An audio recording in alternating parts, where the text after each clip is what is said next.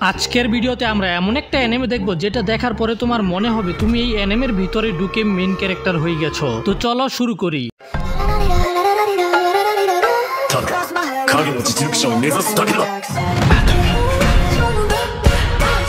শুরুতে আমাদেরকে নিশিনো নামের একটা সুন্দরী মেয়েকে দেখানো হয় যে ঘুম থেকে উঠে গোসল করে রেডি হয়ে স্কুলে আসে, আর সে স্কুলে অনেক বেশি ফেমাস।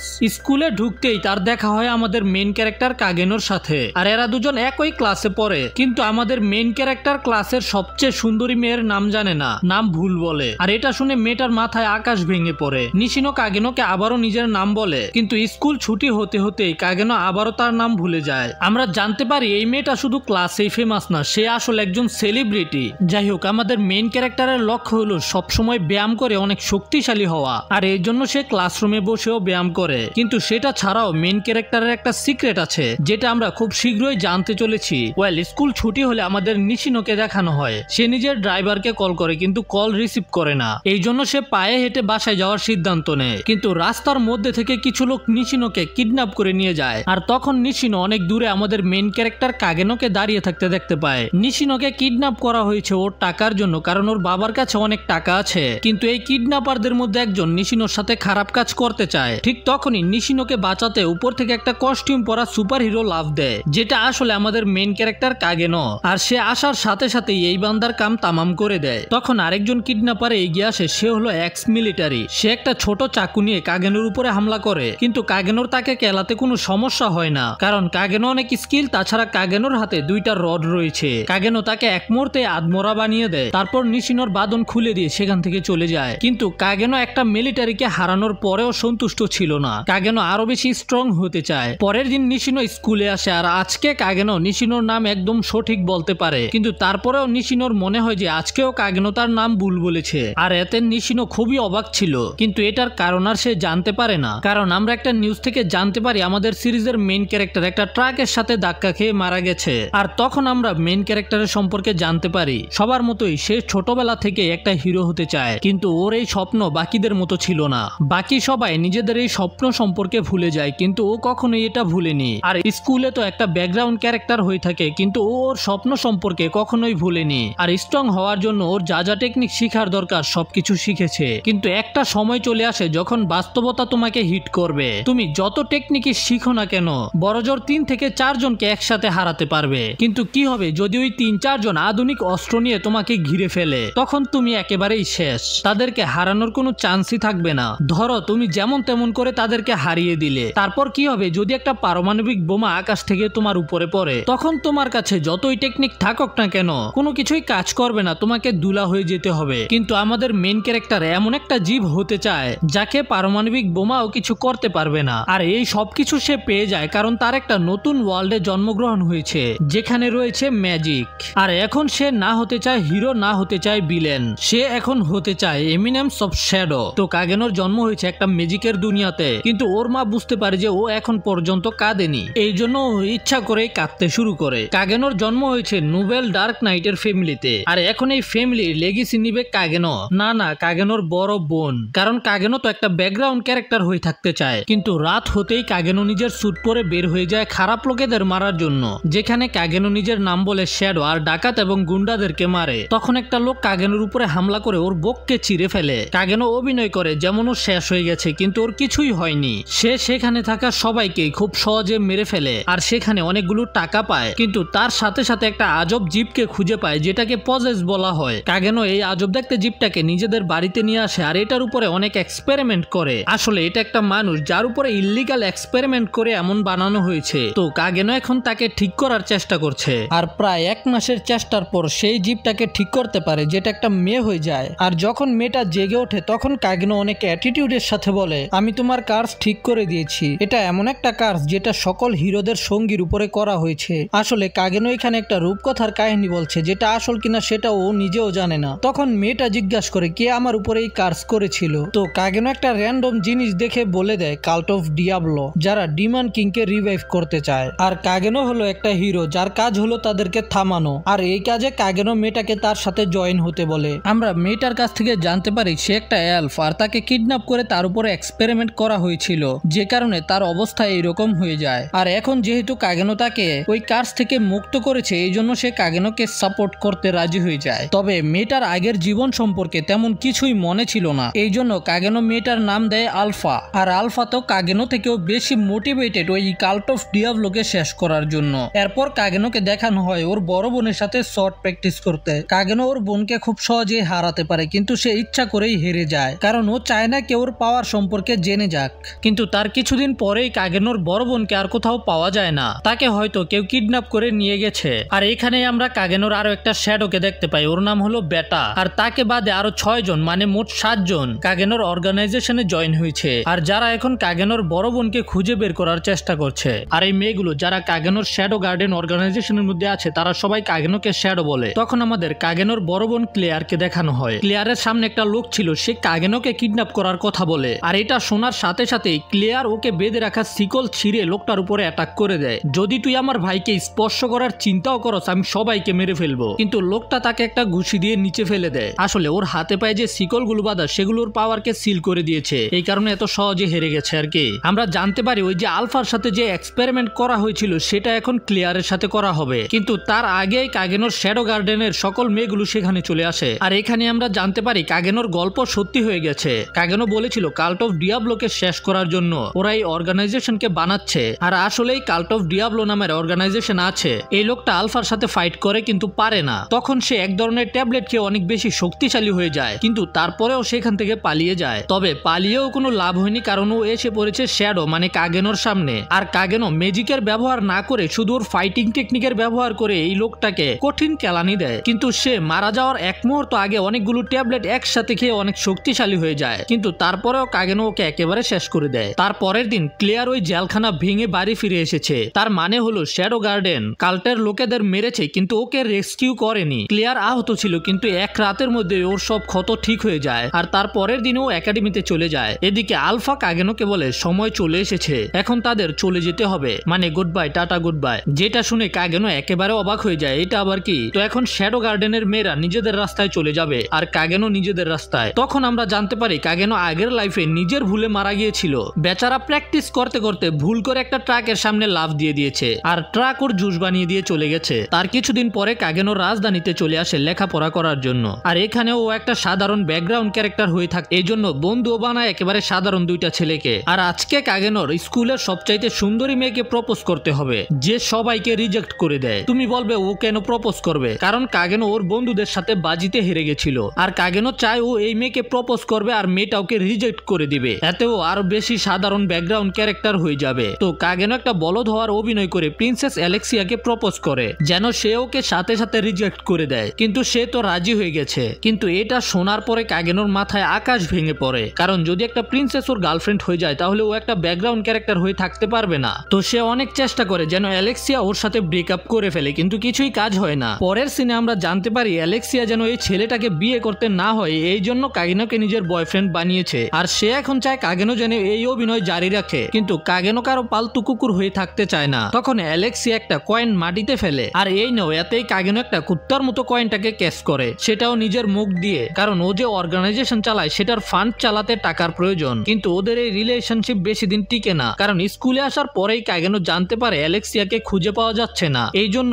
কাগেনোকে গ্রেফতার করা হয়। আর তখন আমাদের অ্যালেক্সিয়াকে দেখানো হয় অ্যালেক্সিয়াকে কাল্ট অফ ডিয়াবলোই কিডন্যাপ করেছে, আর তাকে এখন ম্যাজিক্যাল চেইন দিয়ে বেঁধে রাখা হয়েছে। তখন সেখানে একটা পাগল টাইপের ডাক্তার আসে, আর তার কাছ থেকে জানা যায় অ্যালেক্সিয়ার রক্ত দিয়ে ডিমন কিংকে জাগিয়ে তোলা যাবে। তো সে টাপাটাপ রক্ত নিতে শুরু করে। আর এদিকে কাগেনোকে রিমান্ড দেওয়া হচ্ছে, সেটাও অনেক ব্রুটাল। বেচারাকে দেখা মনে হইতাছে কত কষ্ট পাইতাছে, কত ব্যথা পাইতাছে, কিন্তু ওর এই সবকিছু অভিনয় ছিল। সে এই টর্চারে মজা পাইতাছিল ভাই। কিন্তু 5 দিন রিমান্ড খাওয়ার পরেও কাগেনো কিছু বলে না। আর এদিকে অ্যালেক্সিয়ার অবস্থাও খুবই খারাপ ছিল, ওর বডি থেকে একের পর এক রক্ত নেওয়া হচ্ছিল, আর খাবার একেবারে জঘন্য। তার পরের সিনে দেখতে পাই কাগেনোকে ছেড়ে দেওয়া হয়েছে, কিন্তু ওর উপরে নজর রাখা হবে যতক্ষণ পর্যন্ত অ্যালেক্সিয়াকে পাওয়া না যাচ্ছে। আর ঠিক এই সময়ে আলফা ফিরে আসে, আর ভাই বলতেই হবে আলফা একটা গোল্ড। তো আলফা কাগেনোকে বলে যে অ্যালেক্সিয়াকে কাল্ট অফ ডিয়াবলো কিডন্যাপ করেছে, আর কাল্ট অফ ডিয়াবলো যেহেতু এখানে আছে তাই বাকিরাও এখানে ফিরে এসেছে। তো আলফা এগুলো বলার পরে সেখান থেকে চলে যায়। কাগেনো নিজের রুমকে সাজাতে থাকে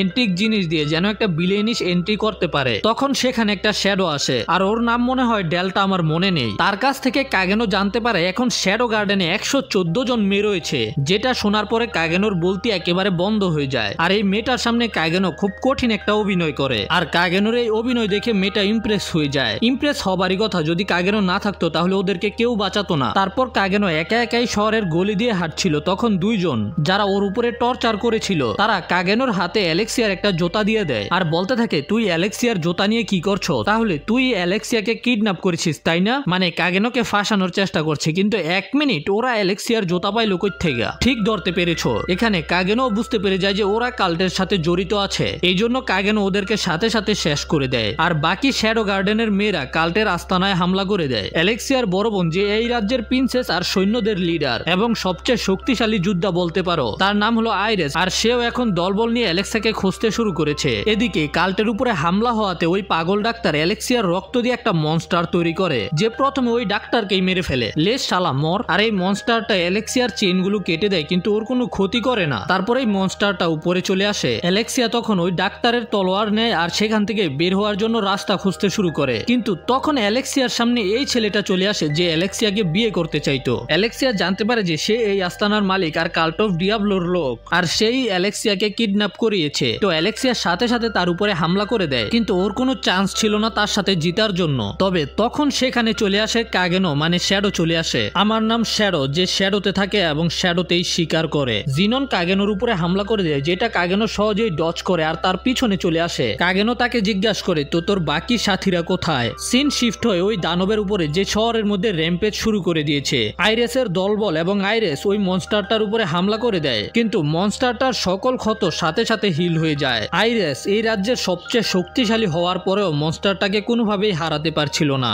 আর ঠিক তখন সেখানে এন্ট্রি হয় আলফার। জাস্ট একটা অ্যাটাকেই আলফা এই দানবটাকে শেষ করে দেয়, আর এই দানবটার ভিতর থেকে একটা মেয়ে বের হয়ে আসে। আসলে এই দানবটাও আলফাদের মতোই একটা মেয়ে ছিল, যার উপরে কাল্ট অফ ডিয়াবলো এক্সপেরিমেন্ট করেছে। যাই হোক, তারপর একটা শ্যাডোর মতো আলফা সেখান থেকে গায়েব হয়ে যায়। এদিকে কাগেনো ওই কাল্টের জেননের সাথে খেলা করছিল, আর শ্যাডোর তলোয়ারবাজির টেকনিক দেখে অ্যালেক্সিয়ার নিজের টেকনিকের কথা মনে পড়ে, কারণ ওর টেকনিকও খুবই সাধারণ ছিল। কিন্তু তারপরেও শ্যাডো মানে কাগেনো জেননের 12টা বাজিয়ে দেয়। এই জন্য সে একটা ট্যাবলেট খেয়ে নিজেকে একটা দানব বানিয়ে ফেলে, এতে সে অনেক শক্তিশালী হয়ে যায়, তাকে দেখেই বোঝা যাচ্ছে। কিন্তু কাগেনো আছে অন্য লেভেলে, তাই কাগেনো ওর উপরে নিজের সবচেয়ে শক্তিশালী টেকনিকের ব্যবহার করে, আর এটা সে নিউক্লিয়ার বোমের এক্সপ্লোশনকে কপি করে বানিয়েছে। মানে নিউক্লিয়ার বোম যেমন সবকিছুকে দুলার সাথে মিশিয়ে দেয়, ঠিক এই টেকনিকটাও সবকিছুকে দুলার সাথে মিশিয়ে দিবে। আর এই অ্যাটাক করার পরে কাগেনো সেখান থেকে গায়েব হয়ে যায়। তারপর সেখানে আইরেস এসে অ্যালেক্সিয়াকে উদ্ধার করে, আর যেহেতু অ্যালেক্সিয়া সবাইকে বলে দিয়েছে এটার পিছনে কাল্ট অফ ডিয়াবলো আর জেননের হাত রয়েছে, এই জন্য কাগেনোকে মুক্ত করে দেওয়া হয়। আর এই সবকিছুর পরে অ্যালেক্সিয়া কাগেনোর সাথে দেখা করে আর কাগেনোকে প্রপোজ করে, মানে ওদের রিলেশনটা জারি রাখতে বলে, কিন্তু এবার কাগেনো ওকে রিজেক্ট করে দেয়। যাই হোক, এখন সিন শিফট হয় আলফা আর বাকি শ্যাডোদের উপরে, আর ওরা সবাই এখানে মিটিং করছিল কিভাবে পরের অ্যাটাক করা যাবে। দেখো ভাই, কাগেনো শুধু মেয়েদেরকে বাঁচিয়েছে আর একটা অর্গানাইজেশন শুরু করেছে, কিন্তু এই অর্গানাইজেশনের যত কাজ আছে সবকিছু আলফা আর বাকি মেয়েগুলোই করে। এদিকে আইরেসের সৈন্যরা কাল্টের আস্তানা থেকে একটা আইটেম পেয়েছে, যেটা সম্পর্কে আমরা পরে জানতে পারবো। কিন্তু এখন আইরেসের মতে তাদের আগে কাল্ট অফ ডিয়াবলো এবং শ্যাডো গার্ডেনের উপর ইনভেস্টিগেশন করতে হবে। ওয়েল, এদিকে কাগেনো স্কুলে যাচ্ছিল, তখন কাগেনো একটা মেয়ের সাথে ধাক্কা খায়, আর মেয়েটা দেখতে পায় যে কাগেনোর চেহারায় রক্তমাখা ছিল। আমরা জানতে পারি কাগেনোর উপরে হামলা করেছিল অ্যালেক্সিয়া, কারণ কাগেনো অ্যালেক্সিয়াকে রিজেক্ট করে দিয়েছিল। তারপর সে আবার কাগেনোকে হিলও করে দিয়েছে। যাই হোক, এখন কাগেনো নিজের হাত বাড়িয়ে দিয়ে মেয়েটাকে উঠতে সাহায্য করে, আর গলে গেছে ভাই, মেয়েটা কাগেনোকে পছন্দ করতে শুরু করে দিয়েছে মনে হয়। আমাদের সাথে এমন কেন হয় না? সারা জীবন কি সিঙ্গেলই থাকবো নাকি? ওয়েল, 5 দিন পরে কাগেনো স্কুলে আসে, আর তখন ওদের ক্লাসে প্রেসিডেন্ট রোজ আসে কিছু আলোচনা করার জন্য। আর এই সময় কাল্ট অফ ডিয়াবলোর ওই 6 চৌকোয়ালা নাইট পুরো স্কুলের মধ্যে একটা জাদু করে, আর এটা কাগেনো বুঝতে পেরে যায়, কারণ কাগেনো নিজের ম্যাজিক ব্যবহার করতে পারছিল না। আর তখনই কাল্টের লোকেরা ওদের ক্লাসের মধ্যে হামলা করে দেয় শ্যাডো গার্ডেনের নাম করে। রোজ লড়াই করার চেষ্টা করে, কিন্তু ও নিজের ম্যাজিক ব্যবহার করতে পারে না। তবে কাল্টের লোকেরা নিজেদের ম্যাজিক ব্যবহার করতে পারছিল। ওই কাল্টের লোক রোজের উপরে হামলা করে ওর তলোয়ারকে ভেঙে ফেলে, আর তারপর রোজকে মারতে যাচ্ছিল, তখন রোজের সামনে চলে আসে আমাদের কাগানে, আর ওই হামলাকে নিজের উপরে নিয়ে যায়। কারণ সবার প্রথমে কোনো সাইড ক্যারেক্টারই মারা যায়, কোনো মেইন ক্যারেক্টার মারা যায় না। আর কাগেনোর হিসেবে প্রিন্সেস রোজ হলো একজন মেইন ক্যারেক্টার। এখানে সবাই মনে করে যে কাগেনো শেষ। কাগেনো এখানে আবারও নিজের ট্যালেন্টেড অভিনয় করতে শুরু করে, বিশ্বাস করানোর জন্য যে ও আর বাঁচতে পারবে না। আর প্রিন্সেস রোজ মনে করে যে কাগেনো রোজকে ভালোবাসে, এই জন্য ওকে বাঁচানোর জন্য ওর সামনে চলে এসেছে আর ওই হামলাকে নিজের উপরে নিয়ে নিয়েছে। তারপরে এদের সবাইকে একটা হলের মধ্যে নিয়ে যাওয়া হয় আর তারা চলে যেতেই কাগেনো আবারও জেগে ওঠে। আসলে কাগেনো মরার অভিনয় করছিল, কিন্তু ম্যাজিক ব্যবহার করতে না পারার কারণে কাগেনো নিজের ক্ষতকে হিল করতে পারবে না। তখন কাগেনো নিজের ম্যাজিককে অনেক অল্প পরিমাণে ব্যবহার করে আর সেটাকে সুতার মতো চিকন করে ফেলে, যেন ম্যাজিক ক্যান্সেল করার যে ম্যাজিক রয়েছে সেটা ওর ম্যাজিককে ক্যান্সেল না করতে পারে। এদিকে একটা কাল্টের লোক শেরির উপরে হামলা করে দেয় ওর কাছ থেকে পেন্ডেন্টটা নিয়ে যাওয়ার জন্য।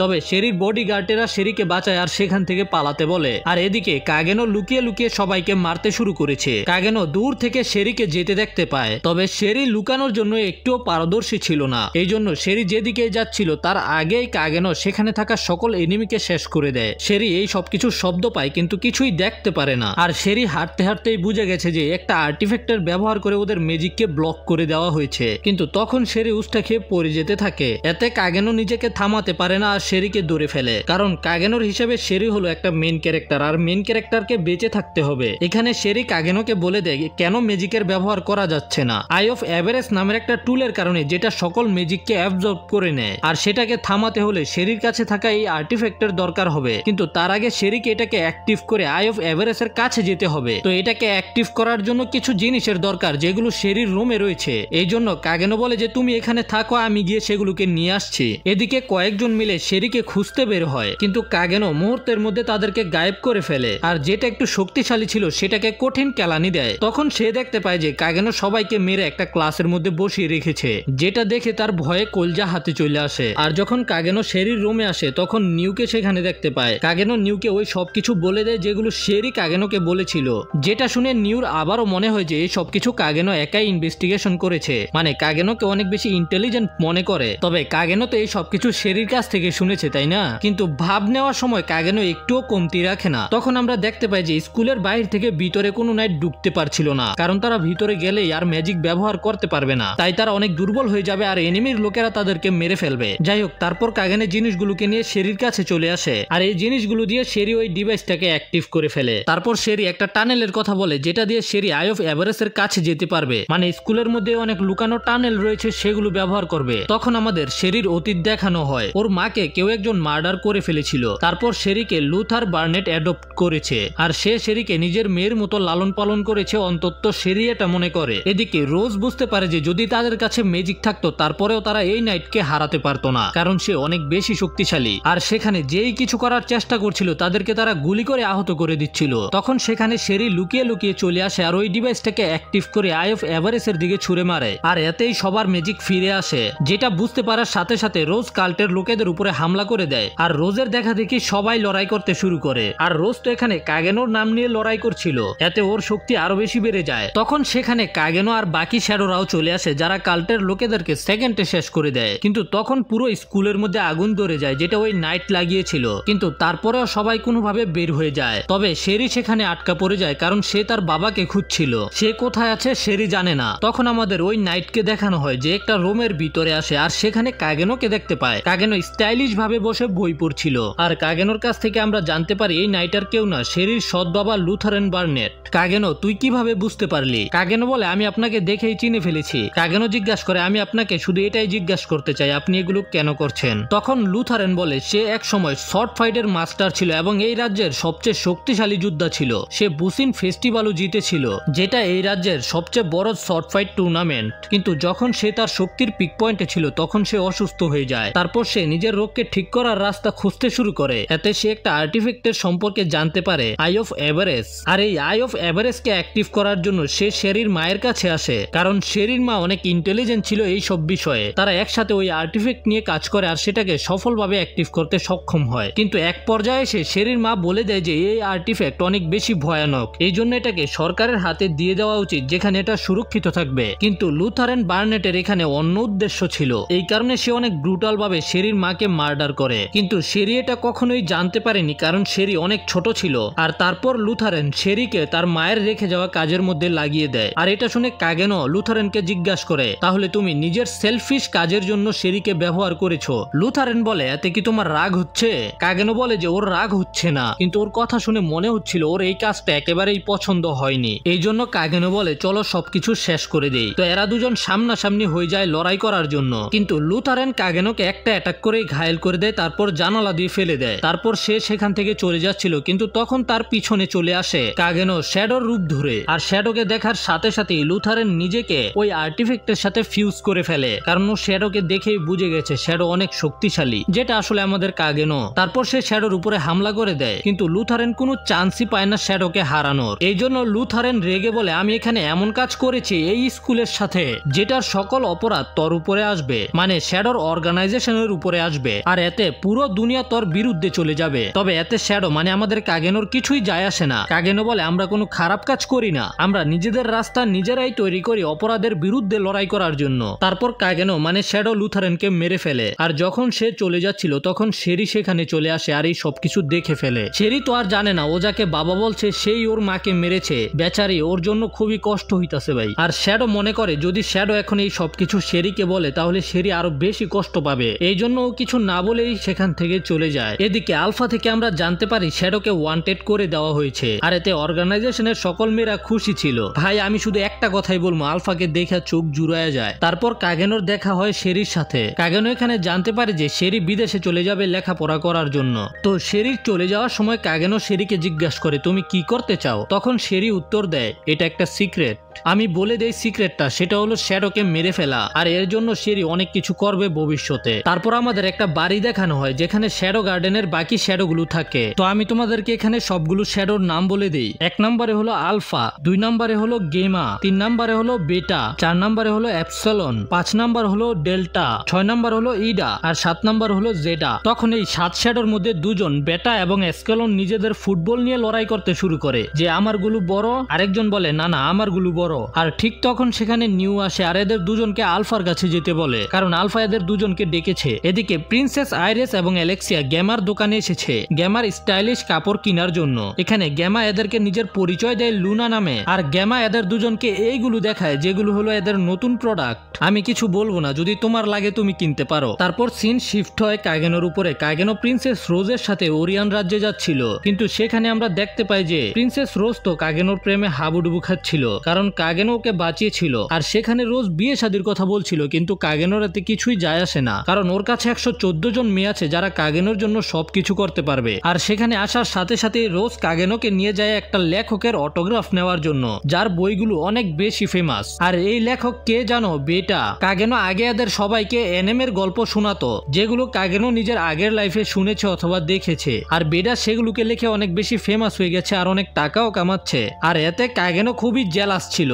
কারণ ওর বলা গল্প আরেকজন লেখে টাকা কামাইতেছে, ওর তো কষ্ট হইবই, কারণ ও মুখ খুলে ওদের কাছ থেকে টাকাও চাইতে পারে না ওর ইগোর কারণে। আর এদিকে আলফা গ্র্যান্ড হিরো অলিভিয়া সম্পর্কে ইনভেস্টিগেশন করছিল, যে সবার প্রথমে ডিমন লর্ডকে হারিয়েছিল এবং তার ডান হাত না বাম হাত যেন কেটে ফেলেছিল, মনে নেই আমার। আর আলফার এখানে ইনভেস্টিগেশন করার কারণ হলো আলফা এখানে কাল্টের সন্ধান পেয়েছে, আর হতে পারে এখানেই কাল্টের হেডকোয়ার্টার থাকতে পারে। তারপর আমাদের আবার কাগেনোকে দেখানো হয়। কাগেনো শহরের চিপাচাপায় ঘুরে ঘুরে আইসক্রিম খাচ্ছিল। তখন একটা কাল্টের লোক কাগেনোর উপরে হামলা করে দেয়, যাকে অ্যাস্কেলন সেকেন্ডে শেষ করে দেয়। ভাই অ্যাস্কেলনের জিনিসগুলো আসলে অনেক বড় বড়। এখানে ওরা মিশন সম্পর্কে কথা বলে, কারণ এই শহরে রয়েছে কাল্ট অফ ডিয়াবলোর হেডকোয়ার্টার। আর যখন কাগেনো সেখান থেকে চলে যাচ্ছিল তখন আমরা কাগেনোর কাছ থেকে জানতে পারি অ্যাস্কেলনের যে বড় বড় 2টা ফুটবল রয়েছে সেগুলো ফেক।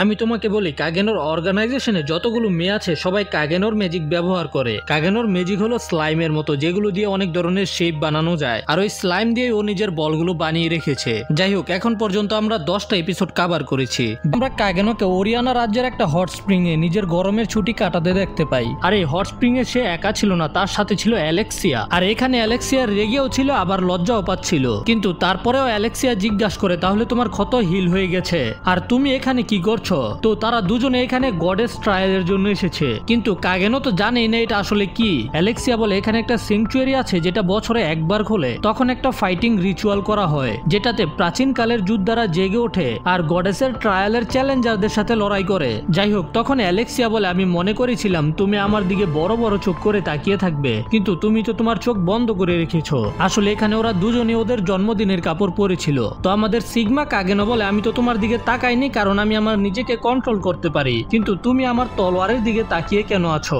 তখন অ্যালেক্সিয়া ভাব নিয়ে বলে তুমি এটাকে তোমার তলোয়ার বলছো? আমার তো মনে হয় এটা একটা কেঁচো। এটা শুনে কাগেনো বলে ডোন্ট জাজ আ বুক বাই ইটস কভার। তারপর হঠাৎ করে কাগেনো অ্যালেক্সিয়ার মুখের সামনেই দাঁড়িয়ে যায়। ভাই এটা কি অ্যানিমে নাকি অন্য কিছু, আমার তো সন্দেহ হইতাছে। কাগেনো অ্যালেক্সিয়াকে বলে তুমি চাইলে এটাকে চেক করতে পারো এটা আসলে কি। আর এটা দেখার পরে তো অ্যালেক্সিয়ার বলতেই বন্ধ হয়ে যায়। ইস ভাই, জীবনে একবার এমন করতে পারলে জীবন ধন্য, তোমার কি মনে হয়? যাই হোক, তারপরে ওই দিন চলে আসে, মানে গডেসের ট্রায়ালের দিন। কিন্তু এখানে নতুন যে আর্চ বিশপ জ্যাক নেলসন ছিল তার উপরে অ্যালেক্সিয়ার সন্দেহ ছিল। অ্যালেক্সিয়ার মনে হচ্ছিল এখানে কিছু তো একটা গড়বড় রয়েছে। আর এখানে অ্যালেক্সিয়ার পাশে বসেছিল বেডা, মানে ফেমাস মাঙ্গা রাইটার নাতসুমি। আর নাতসুমি ছিল খুবই ফেমাস, আর এতে অ্যালেক্সিয়া খুবই জেলাস ছিল। আর বেডাও অ্যালেক্সিয়াকে দেখে খুব রেগে যায়, কারণ অ্যালেক্সিয়া কাগেনোকে পছন্দ করে। আর বেডার রাগী চেহারা দেখে অ্যালেক্সিয়া বেডার পায়ে পাড়া দিয়ে দেয়। আর এদের মধ্যে মনে মনে একটা লড়াই শুরু হয়ে যায়। যাই হোক, তখন জ্যাক নেলসন একটা বাটনে চাপ দিয়ে ট্রায়াল শুরু করে।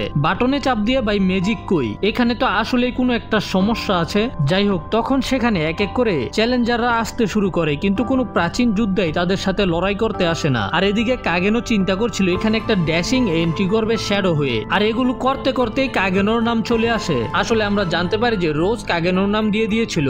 এখন কাগেনো কি করবে যদি ও সেখানে যায় আর তখন একটা পাওয়ারফুল যোদ্ধা জেগে ওঠে, তাহলে ও নিজের শ্যাডো পাওয়ারকে ব্যবহার করতেই হবে, এতে সবাই ওর আসল পরিচয় জেনে যাবে। আর আরেকটা রাস্তা হলো পালিয়ে যাওয়া, কিন্তু এমন করলে ওকে স্কুল থেকে বের করে দেওয়া হবে আর ওর বড় বোন তো ওকে মেরেই ফেলবে। এই জন্য কাগেনো তখন তৃতীয় একটা আইডিয়া বের করে। কাগেনো শ্যাডো হয়ে মাঠে নেমে আসে, যেন এখানে একটা কনফিউশন তৈরি হয়ে যায়। আর এইভাবে কাগেনোকে সবার সামনে লড়াই করতে হবে না। আর তখন আসলেই কাগেনো একটা অনেক পাওয়ারফুল যোদ্ধাকে জাগিয়ে তোলে, যেটাকে দেখে আর্চ বিশপ বলে এটা কিভাবে সম্ভব, আমি তো কিছুই অ্যাক্টিভ করিনি। এতে আমাদের সন্দেহ আরো বেড়ে যায়। আর এতে আমরা ক্লিয়ার হয়ে যায় যে এখানে যে এই অনুষ্ঠান হইতাছে, এই যুদ্ধ আইব ওই যুদ্ধ আইব, এই সবকিছু ওদের সাজানো। তখন বেডা বলে যে এই যুদ্ধ হলো আরোরা উইচ অফ ক্যালেমিডি, যে অনেক শক্তিশালী। তখন বেডা নিজের দুই বলের মাঝখান থেকে একটা ডায়েরি বের করে আর বিশপ জ্যাক নেলসনকে এই আরোরা সম্পর্কে আরো বলতে বলে। আর যাই বল না কেন, বেডার বলগুলো অনেক বড়। টাকলার তো বেডার বল দেখেই অবস্থা খারাপ হয়ে যায়। টাকলা বলে যে আরোরা এত পাওয়ারফুল যে পুরো দুনিয়াকে ধ্বংস করে দিতে পারে।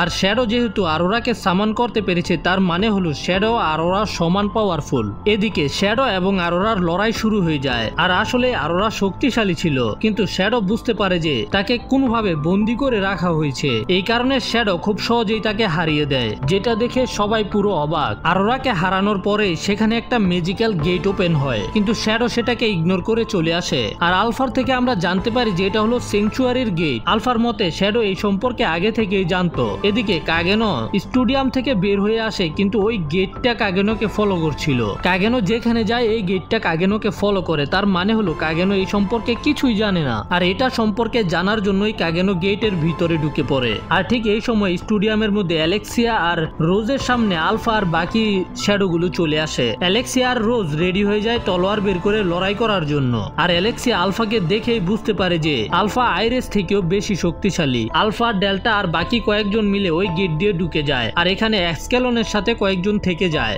এক্সকেলনের উপরে রোজ এবং অ্যালেক্সিয়া অ্যাটাক করার চেষ্টা করে। আর এতে তারা বেডা এবং জ্যাক নেলসনের গলায় তলোয়ার ধরে। বেডা তো খুব ভালো অভিনয় করছিল যে আমাকে মেরো না, আমাকে মেরো না। তখন জ্যাক নেলসনের একটা লোক হঠাৎ করে সেখানে চলে আসে আর অ্যাপসিলনের উপরে অ্যাটাক করে দেয়। আর তার তলোয়ার অ্যাপসিলনের বড় বড় দুইটা বল কেটে ফেলে। আসলে আমরা তো জানি এগুলো নকল, কিন্তু এতে অ্যাপসিলন রেগে যায় আর পাপেটটাকে সাথে সাথে শেষ করে দেয় টুকরো টুকরো করে। তারপর ওই টাকলাকে নিয়ে গেট দিয়ে ভিতরে চলে আসে, কিন্তু অ্যালেক্সিয়া আর রোজ ওদের পিছনে পিছনে গেট দিয়ে লাফ দেয়। আর ভিতরে এসে ওরা দুজনে বেডার উপরে পড়ে। অ্যালেক্সিয়া তো বেডার জিনিসে ধরে ফেলে। অ্যালেক্সিয়া আলফাকে বলে আমি পিছলা খায় পড়ে গেছি, এখন কি তুমি আমাকে মেরে ফেলবে? আসলে অ্যালেক্সিয়া ভয় পেয়ে গেছে যদি আলফা ওকে কিছু করে, কিন্তু আলফা বলে আচ্ছা ঠিক আছে থাকো, তোমাদেরও এইগুলো সম্পর্কে জানা দরকার। তখন আলফা বলতে শুরু করে এটাই হলো কাল্ট অফ ডিয়াবলোর হেডকোয়ার্টার, মানে এই চার্চই হলো কাল্ট অফ ডিয়াবলো, সবকিছুই ভন্ডামি চলতেছে এখানে। আলফা আর বলে আমরা কাল্ট অফ ডিয়াবলো আর চার্চের আসল ইতিহাস সম্পর্কে জানি। এটা হলো আসল হিরো অলিভিয়ে, যে হলো একটা মেয়ে এলফ, কিন্তু বাকি দুনিয়া জানে যে অলিভিয়ে হলো একটা পুরুষ মানুষ। আর হিরো অলিভিয়ের চেহারা ঠিক আলফার মতোই ছিল। আর এটা দেখে জ্যাক নেলসন অবাক হয়ে বলে তুই একটা পজেস, কিন্তু তুই একেবারে সুস্থ, তুই এখনো কিভাবে বেঁচে আছো? আর এতেই সবাই বুঝতে পেরে যায় যে জ্যাক নেলসন এই সম্পর্কে সবকিছুই জানে। তার মানে হলো জ্যাক নেলসনেরও কাল্টের সাথে সম্পর্ক আছে। আর এই জন্যই আলফা স্যাংচুয়ারির আরো ভিতরে যাওয়ার সিদ্ধান্ত নেয়, যেখানে রয়েছে হিরো অলিভিয়ের মেমোরি ভর্টেক্স। আর এদিকে কাগেনো ছিল একেবারে অন্য একটা জায়গায়, যেখানে আরোরাকে বন্দি করে রাখা হয়েছিল, কিন্তু এখানে আরোরার কিছুই মনে ছিল না। আরোরা কাগেনোকে বলে তাকে মুক্ত করে দিতে। আর ওরা বলে যে এমন একটা সুন্দরী মেয়েকে এখানে বন্দি করে রাখা হয়েছে, তুমি তাকে মুক্ত করবে না। তো কাগেনো তাকে মুক্ত করে দেয়। কাগেনো এখান থেকে বের হতে চায় আর ওরাও হতে চায় মুক্ত। আর ওরা বলে যে এটা হলো একটা মেমোরি প্রিজন, এই জন্য তাদের এটার কোরকে ধ্বংস করতে হবে, এতেই সেঞ্চুরি থাকবে না, তারাও মুক্ত হয়ে যাবে। কিন্তু একটা সমস্যা হলো তারা এখানে ম্যাজিকের ব্যবহার করতে পারবে না। তো কাগেনো জিজ্ঞাসা করে তুমি মুক্ত হওয়ার পরে কি করবে? এতে আরোরা জবাব দেয় আমি অস্তিত্ব থেকে ব্যানিশ হয়ে যাব। আর এদিকে আলফা সবাইকে বলে যে অনেক আগে থেকেই কাল্ট এখানে ছোট বাচ্চাদেরকে জড়ো করে এবং তাদেরকে গিনি পিকের মতো ব্যবহার করে এক্সপেরিমেন্ট করে। আর এই এক্সপেরিমেন্ট ছিল ডিমান ডিয়াবলোর সেলকে ইনফিউজ করার, কিন্তু বেশিরভাগ বাচ্চারাই এই এক্সপেরিমেন্টে টিকতে পারেনি। শুধু কয়েকজনই ছিল যারা বাঁচতে পেরেছিল, তাদের মধ্যে একজন ছিল অলিভিয়ে। তখন জ্যাক নেলসন টাকলা বলে যে আমাদের কাছে অন্য কোনো রাস্তা ছিল না,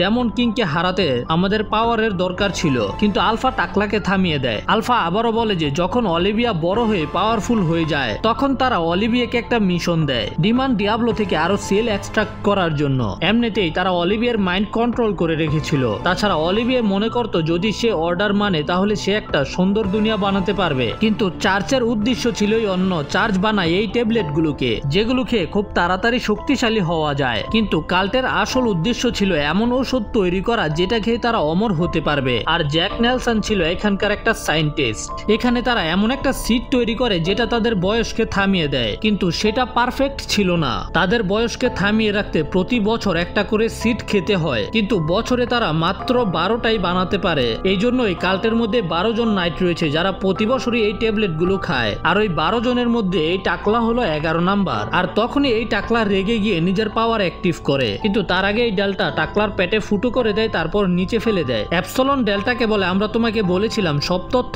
না পাওয়া পর্যন্ত তাকে না মারতে। এতে ডেল্টা আলফার দিকে তাকিয়ে ক্ষমা চাইতে থাকে। আসলে ওরা সবাই আলফাকে নিজের বড় বোনের মতো মনে করে, আর ডেল্টা মনে করছে যে এখন আলফা ওর উপরে রাগ করবে। আলফা বলে ঠিক আছে, কিন্তু আমি তোমাকে বলেছিলাম সবসময় কনফার্ম করবে তোমার শিকার মারা গেছে। আলফার এটা বলার কারণ হলো টাকলা এখনো জীবিত ছিল, আর টাকলা উপরে আসতেই সেখানকার মেমোরি ধ্বংস হয়ে যায় আর আশেপাশে চারিদিকে সাদা হয়ে যায়। তার সাথে সাথে আলফা এবং ডেল্টা বাকিদের থেকে আলাদা হয়ে গেছে আর এখন দাঁড়িয়ে আছে টাকলার সামনে। ডেল্টা তো খুবই এক্সাইটেড ছিল আবারও টাকলার শিকার করার জন্য। অন্যদিকে কাগেনো এবং আরোরা ছিল আরোরার মেমোরির মধ্যে, যেখানে তারা ছোট আরোরাকে দেখতে পায়, যেটা আসলে আরোরার মেমোরি। আরোরাকে একটা খাঁচার ভিতরে বন্দি করে রাখা হয়েছিল, আর স্যাংচুয়ারি সেন্টারে যেতে হলে তাদেরকে এই মেমোরি ব্যারিয়ারকে ভাঙতে হবে, আর এটা করার জন্য তাদেরকে এই মেমোরির ছোট আরোরাকে মেরে ফেলতে হবে। এদিকে নেলসন টাকলা নিজের অনেকগুলো কপি বানায়, যেগুলোর উপরে ডেল্টা অ্যাটাক করে দিয়ে মাঝখান থেকে কেটে ফেলে। কিন্তু ডেল্টা দেখতে পায় যে ও নিজের ম্যাজিক ঠিকভাবে ব্যবহার করতে পারছিল না। এটার কারণ আমরা আলফা থেকে জানতে পারি। আসলে ওরা যত সেন্টারের কাছে যাবে তত ওদের ম্যাজিক কমতে থাকবে, আর জ্যাক নেলসন টাকলা আরো বেশি শক্তিশালী হতে থাকবে। আর এই জন্য এই টাকলা এতক্ষণ পর্যন্ত কিছুই করেনি। আর অন্যদিকে আরোরা এবং কাগেনো আরো একটা মেমোরিতে চলে আসে, যেখানে বাচ্চা আরোরা অনেকগুলো মানুষকে মেরে ফেলেছিল, আর ওই মানুষগুলো তখন জম্বি হয়ে ওদের উপরে অ্যাটাক করে দেয়। আর এখানে আমরা নোটিস করতে পারি যে কাগেনো নিজের একটা চোখকে বন্ধ করে রেখেছিল, হয়তো ও এই জায়গাটাকে অথবা কিভাবে ম্যাজিক ব্যবহার করতে পারবে সেটাকে অ্যানালাইজ করছে আর কি। তো এখানে আরোরা এবং কাগেনো এই জম্বিদের সাথে লড়াই করতে শুরু করে, আর শেষে কাগেনো গিয়ে এবার বাচ্চা আরোরার মেমোরি ধ্বংস করে। তখন সিন শিফট হয় অ্যাপসলনের উপরে। অ্যাপসলন এবং বাকি মেয়েগুলো একটা লাইব্রেরি থেকে পজেস সম্পর্কে ইনফরমেশন জড়ো করছিল, আর এখানেও স্যাংচুয়ারির এফেক্ট হচ্ছিল, তাদের ম্যাজিক ধীরে ধীরে কমতে শুরু করেছে। আর এতেই তখন অ্যাপসলনের বলগুলো খুলে পড়ে যায়, আর এটা বাকিরা দেখে ফেলে। তবে অ্যাপসলন ভাব ধরে যে এখানে কিছুই হয়নি, আর বাকিদেরকেও বলে তোমরা কিছুই দেখোনি। তারপরে আমরা দেখতে পাই যে কাগেনো এবং আরোরা স্যাংচুয়ারিতে চলে এসেছে, যেটার মাঝখানে একটা তলোয়ার লাগানো ছিল। কাগেনো আগেই বলে দেয় যে আমার মনে হয় না আমি এই তলোয়ারটাকে তুলতে পারবো, আর যখন ও চেষ্টা করে আসলে ও সেই তলোয়ারটাকে তুলতে পারে না, কারণ এটা সেই তুলতে পারবে যে এটার যোগ্য। আর এদিকে ডেল্টা লড়াই করছিল টাকলার সাথে। ডেল্টা একটা মনস্টারের মতো টাকলার কপিগুলোকে 12টা বাজাচ্ছিল, শুধু এতটুকু কাপড় ছিল ওর পরনে। আর ডেল্টার এইরকম পাওয়ার দেখে টাকলা অনেক বেশি অবাক হয়ে যায়। তখন এই টাকলা হিরো অলিভিয়াকে সামান করে এদের সাথে লড়াই করার জন্য, কিন্তু তখন আলফা আর বাকিরা সেখান থেকে যেতে শুরু করে, কারণ ওরা জানতে পেরে গেছে স্যাংচুয়ারি কিভাবে কাজ করে। এই জন্য ওরা পোর্টাল বানিয়ে সেখান থেকে চলে যায়। এতে টাকলার জানে জান ফিরে আসে, কারণ ডেল্টা ওকে শেষই করে দিত। এদিকে কাগেনো এবং আরোরা সেখানে বসেছিল, যেন ওরা এখানে পিকনিক করতে আসছে আর ওরা হলো লাভার। আর ঠিক এই মুহূর্তে সেখানে আসে এই টাকলা। কাগেনো মনে করে এটা একটা মেইন ক্যারেক্টার হবে, কিন্তু সে তো ছিল টাকলা। তবে অলিভিয়াকে দেখে কাগেনো একটু অবাক ছিল, কারণ অলিভিয়া এবং আলফার চেহারা অনেক মিল। তখন টাকলা অলিভিয়াকে পাঠিয়ে দেয় কাগেনোকে মেরে ফেলতে। আর কাগেনো এগিয়ে আসে লড়াই করার জন্য। তবে আরোরা কাগেনোকে সেখান থেকে পালাতে বলে, কারণ অলিভিয়া অনেক শক্তিশালী। আরোরার আসলে কিছুই মনে নেই, কিন্তু আরোরা এটা বুঝতে পারছে যে অলিভিয়া অনেক শক্তিশালী। এতে টাকলা আরোরাকে একটা অফার দেয়, যদি আরোরা কাল্টের সাথে কাজ করতে রাজি হয় তাহলে তারা কাগেনোকে যেতে দিবে, কারণ আরোরা কখনোই কাল্টের আদেশ পালন করেনি, এই জন্য কে বন্দি করে রাখা হয়েছিল। কিন্তু এতে কাগেনো রাজি হয় না, যেটা শোনার পরে টাকলা অলিভিয়াকে অর্ডার দেয় কাগেনোকে মেরে ফেলতে। অলিভিয়া এক মুহূর্তে কাগেনোর পিছনে চলে আসে আর কাগেনোর ভিতরে তলোয়ার ঢুকিয়ে দেয়, যেটাতে কাগেনো খুবই আহত হয়ে যায়। কিন্তু তখনই কাগেনো একটা শয়তানি হাসি দেয়, ওর যে একটা চোখ বন্ধ করে রাখা ছিল সেটা খুলে যায়। কাগেনোর সাথে সাথে অলিভিয়ার একটা হাত ধরে আর সেটাকে ভেঙে ফেলে, আর তারপর তাকে ধরে তার গলায় কামড় দিয়ে রক ছিঁড়ে মেরে ফেলে। কিন্তু হঠাৎ করে অলিভিয়া সেখান থেকে গায়েব হয়ে যায়। আসলে এটা অলিভিয়ার কপি ছিল, যেটাকে স্যাংচুয়ারির পাওয়ার ব্যবহার করে বানিয়েছে এই টাকলা। আর কাগেনো বেঁচে আছে কারণ ও নিজের আতুরীয় উজুরিকে অন্য জায়গায় সরিয়ে ফেলেছিল। আর তারপর কাগেনো টাকলার দিকে এগিয়ে যেতে শুরু করে। এতে টাকলা ভয় পেয়ে সেখানে অনেকগুলো অলিভিয়া তৈরি করে, যেগুলো কাগেনোর উপরে হামলা করে দেয়। কিন্তু কাগেনো নিজের ম্যাজিককে এই জায়গার রেজিস্ট্যান্ট বানিয়ে ফেলেছে, আর এই জন্যই কাগেনো এখন নিজের ফুল পাওয়ারে রয়েছে। আর কাগেনোকে লড়াই করতে দেখে টাকলার কলজা হাতে চলে আসে।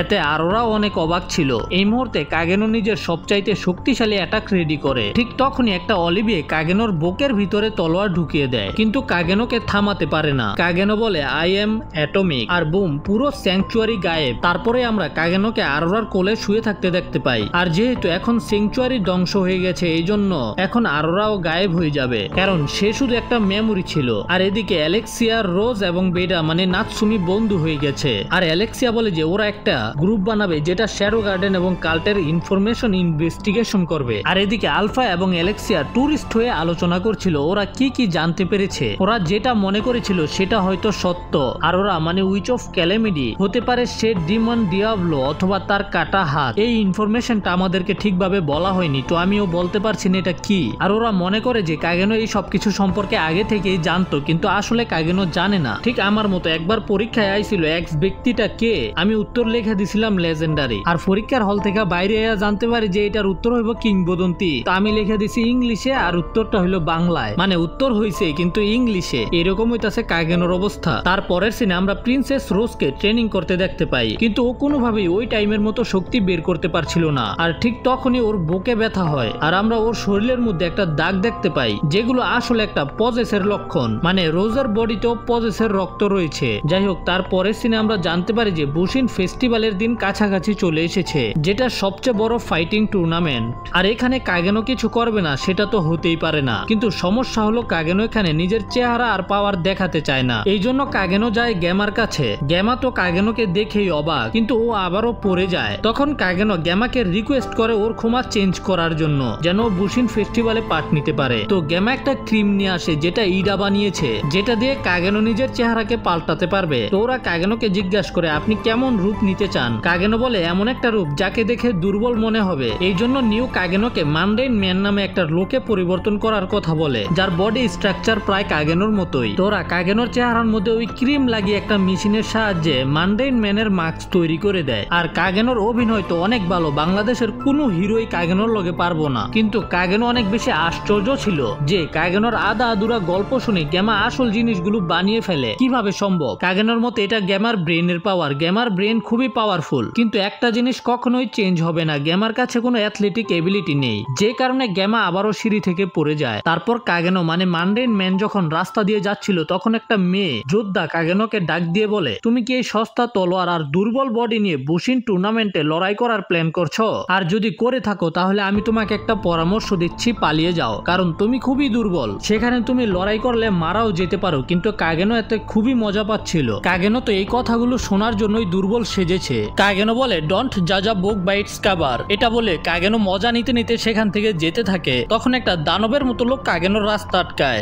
এখানেই থাম, আমি হলাম কুইন্ট। আমি কয়েকবার বুশিন ফেস্টিভ্যালে লড়াই করেছি, আর প্রতিবারই তোর মতো দুর্বলরা এসে মজা নষ্ট করে দেয়। আর এই কথা শুনে আশেপাশের বাকি সবাই হাসছিল।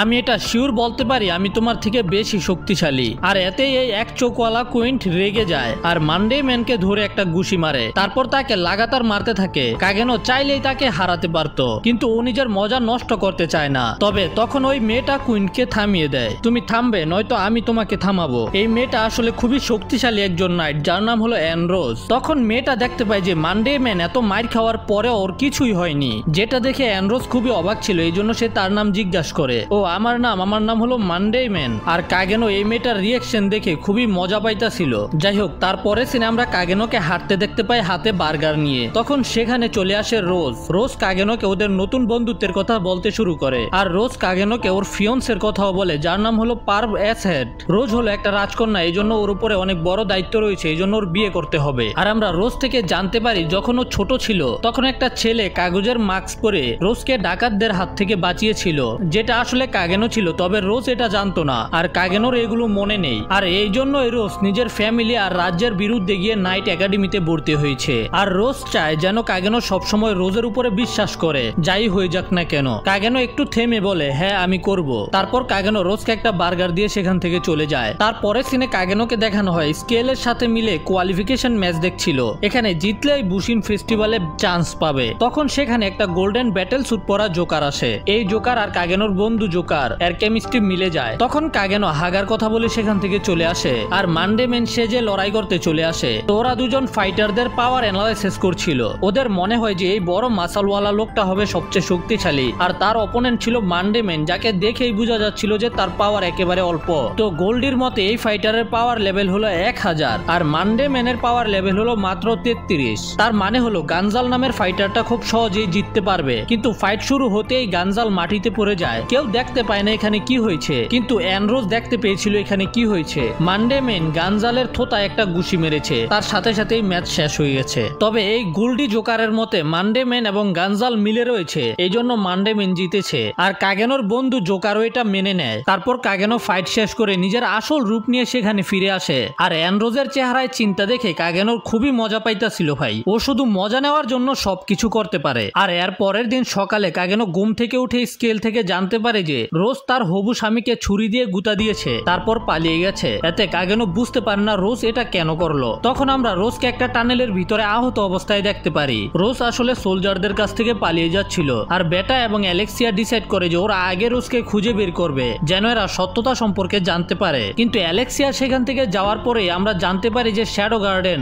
অলরেডি রোজের সকল গতিবিধিতে নজর রাখছে। আর কাগেনো নিউজ পেপারে রোজের খবর পড়ে। আর কাগেনোর মনে হয় যে রোজের হবু স্বামীকে ছুরি দিয়ে গুতা দেওয়া খুবই কুল। তখন কাগেনো কিছু চিন্তা করে সেখান থেকে গায়েব হয়ে যায়। আর যখন কাগেনো হেঁটে হেঁটে যাচ্ছিল তখন কাগেনোর সামনে দিয়ে একটা হুডি পরা মহিলা আসে, যে কাগেনোকে জিজ্ঞাসা করে, আমি একটা এলফের গন্ধ পাচ্ছি, তুমি কি কোনো এলফকে চিনো নাকি? কাগেনো বলে, হ্যাঁ আমার কিছু এলফ বন্ধু আছে, সে দেখতে কেমন? এতে মহিলাটা বলে সে একটা সুন্দরী মেয়ে। কাগেনো কনফিউজ। মহিলাটা বলে সে হলো আমার মৃত বোনের মেয়ে, তুমি তাকে চিনে থাকতে পারো, তাকে দেখতে প্রায় আমার মতো। এতে কাগেনো বলে, আমি আপনার চেহারা ঠিকভাবে দেখতে পারছি না। মহিলাটা নিজের উপরের হুডি সরায়, আর তার চেহারা দেখে কাগেনোর সাথে সাথে আলফার কথা মনে পড়ে। কিন্তু কাগেনো বলে, না আমার কিছু মনে পড়ছে না। আর এটা শোনার সাথে সাথেই মহিলাটি কাগেনোর উপরে হামলা করে দেয়। কাগেনো মনে করে যে সে সময় মতো থেমে যাবে, কিন্তু তারপরেও কাগেনো সেটাকে ডজ করে, কারণ এই অ্যাটাকটা খুবই পাওয়ারফুল ছিল। হয়তো কাগেনোর কল্লা আলাদা হয়ে যেতে পারত। কাগেনো আসলেই ভয় পেয়ে গিয়েছিল।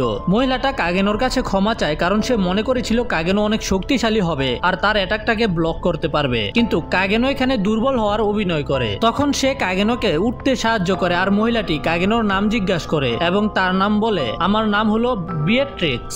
বিয়াট্রিক্স কাগেনোকে বলে, তোমার হাত খুবই ভালো, তুমি ভবিষ্যতে অনেক শক্তিশালী হবে। ও তো এমনিতেই শক্তিশালী, যেটা বিয়াট্রিক্স অলরেডি বুঝতে পেরে গেছে। আর এদিকে অ্যানরোজ মেটার কাছে কুইন্ট আসে। কুইন্ট তার কাছে এটা জিজ্ঞাসা করতে এসেছে মানডে ম্যান ওই ম্যাচে কি করেছিল। তো অ্যানরোজ বলে, আমি ঠিকমতো দেখতে পারিনি, আমি শুধু এটা বুঝতে পেরেছি মানডে ম্যান নিজের হাতকে মুভ করেছে। কিন্তু আজকে আমরা মানডে ম্যান সম্পর্কে সবকিছু জেনে যাব, কারণ আজকে মানডে ম্যান লড়াই করবে ওই গু কালারের জোকারের সাথে। আর সে নাকি কখনোই হারেনি, কারণ ও কখনোই নিজের থেকে বেশি শক্তিশালী লোকেদের সাথে লড়াই করে না। আর আজকে যেহেতু এই গু কালারের জোকার মানডে ম্যানের সাথে লড়াই করতে এসেছে, তার মানে হলো মানডে ম্যান এই জোকার থেকে অনেক দুর্বল। এদিকে জোকার ভার্সেস মানডে ম্যানের লড়াই শুরু হয়। গোল্ডি জোকার মানডে ম্যানের গলায় অ্যাটাক করতে যায়, যেটাকে মানডে ম্যান খুব সহজে ডজ করে ফেলে। আর এটা দেখে ওরা দুজনেই অবাক। তবে ক্লিন তো কিছু দেখতেই পারেনি। অ্যানরোজ বলে, যখন গোল্ডির তলোয়ার মানডে ম্যানের গলা কাটতেই যাচ্ছিল, সে নিজের গলাকে ক্র্যাক করে সেটাকে ডজ করে ফেলেছে। Crack crack. আর এদিকে গোল্ডি নিজের চাপা পিটাতে থাকে, কিন্তু মানডে ম্যান কোনো পাত্তা দেয় না। এই জন্য গোল্ডি নিজের সবচেয়ে পাওয়ারফুল অ্যাটাক গোল্ডি ড্রাগন দিয়ে অ্যাটাক, কিন্তু গোল্ডি নিজের উল্টা দিকে গিয়ে মুখ থুবড়ে পড়ে। এখানে ক্লিন্ট অ্যান্ড্রোসকে জিজ্ঞাসা করে এবার কি হলো। তো অ্যান্ড্রোস বলে যখন গোল্ডি মানডে ম্যানের দিকে অ্যাটাক করতে যাচ্ছিল তখন মানডে ম্যান হাঁচি দিয়েছে, এতে তার তলোয়ার গোল্ডির দিকে তাক হয়ে যায়। গোল্ডি সেটাকে ডজ করতে গিয়ে ক্রাশ করে পড়ে গিয়ে হেরে গেছে। এতে কুইন্ট অ্যান্ড্রোসের কথা বিশ্বাস করে না, রেগে সেখান থেকে চলে যায়। আর তখন অ্যান্ড্রোস নিজের গার মানডে ম্যানের মতো চটকানোর চেষ্টা করে। তারপরে সিনে আমরা দেখতে পাই যে আইরেস ওরিয়ানা রাজ্যের রাজার সাথে দেখা করতে এসেছে, কিন্তু রাজাকে তো দেখে মনে হচ্ছে সে কারো বসে রয়েছে আর সবকিছু আলোচনা করছে এই পার্ভ এসহেড। এতে আইরেসের খুব রাগ হচ্ছিল, তারপরেও নিজের রাগ কন্ট্রোল করে রাখে। এদিকে মানডে ম্যান আরো একটা ফাইটে জিতে যায়, আর এইবার ফাইট হয়েছিল কুইন্টের সাথে। ফাইট শেষ করে যখন মানডেন সেখান থেকে চলে যাচ্ছিল তখন অ্যান্ড্রোস ওর সাথে কথা বলতে আসে। আসলে অ্যান্ড্রোস ওকে আবারও ওয়ার্নিং দিতে এসেছে, কারণ পরের ফাইট হবে অ্যান্ড্রোসের সাথে। তবে মানডেন ওকে পাত্তা না দিয়ে সেখান থেকে যেতে শুরু করে, আর মনে মনে যে মজা নিতা ছিল ওইটা অন্য ব্যাপার। অ্যান্ড্রোস আবারও মানডেনকে থামানোর চেষ্টা করে, তবে মানডেন নিজের বডি থেকে এক্সট্রা ওয়েট খুলে দেখায়, যেগুলো নিচে ফেলতেই ফ্লোর ভেঙে যায়। তারপরেই মানডেন সেখান থেকে চলে আসে। সিন শিফট হয় রোজের উপরে। রোজ সৈন্যদের সাথে লড়াই করছিল, তাদেরকে আহত করছিল, কিন্তু না মেরেই সেখানে রেখে চলে যায়। তারপরের দিন সকালে স্কেল কাগেনকে একটা পোস্টার দেখে বলে রোজকে ওয়ান্টেড করে দেওয়া হয়েছে, আর যে তাকে ধরে দিতে পারবে তাকে 10 মিলিয়ন টাকা দেওয়া হবে। কিন্তু কাগেনো তো রোজের পক্ষে ছিল, এই জন্য কাগেনো কিছুই বলে না। তখন কাগেনো জানালা দিয়ে বাহিরে দেখতে পায় যে ওর বোন এখানে আসছে, আর এটা দেখার সাথে সাথেই কাগেনো রেডি হয়ে জানালা দিয়ে লাফ দিয়ে পালিয়ে যায়। কাগেনো যখন রাস্তা দিয়ে হাঁটছিল তখন ও পিয়ানোর শব্দ শুনতে পায়, আর কাগেনো তো পিয়ানো বাজাতে খুবই পারদর্শী, কিন্তু এখানে ও পিয়ানোর যে মিউজিক বাজানো শুনতে পাচ্ছিল সেটার নাম হলো মুনলাইট। কাগেনো চিন্তা করে যে এটা এই দুনিয়াতে আসলো কিভাবে, এখানে কি অন্য কেউ আমার মতো রিইনকার্নেটেড হয়েছে।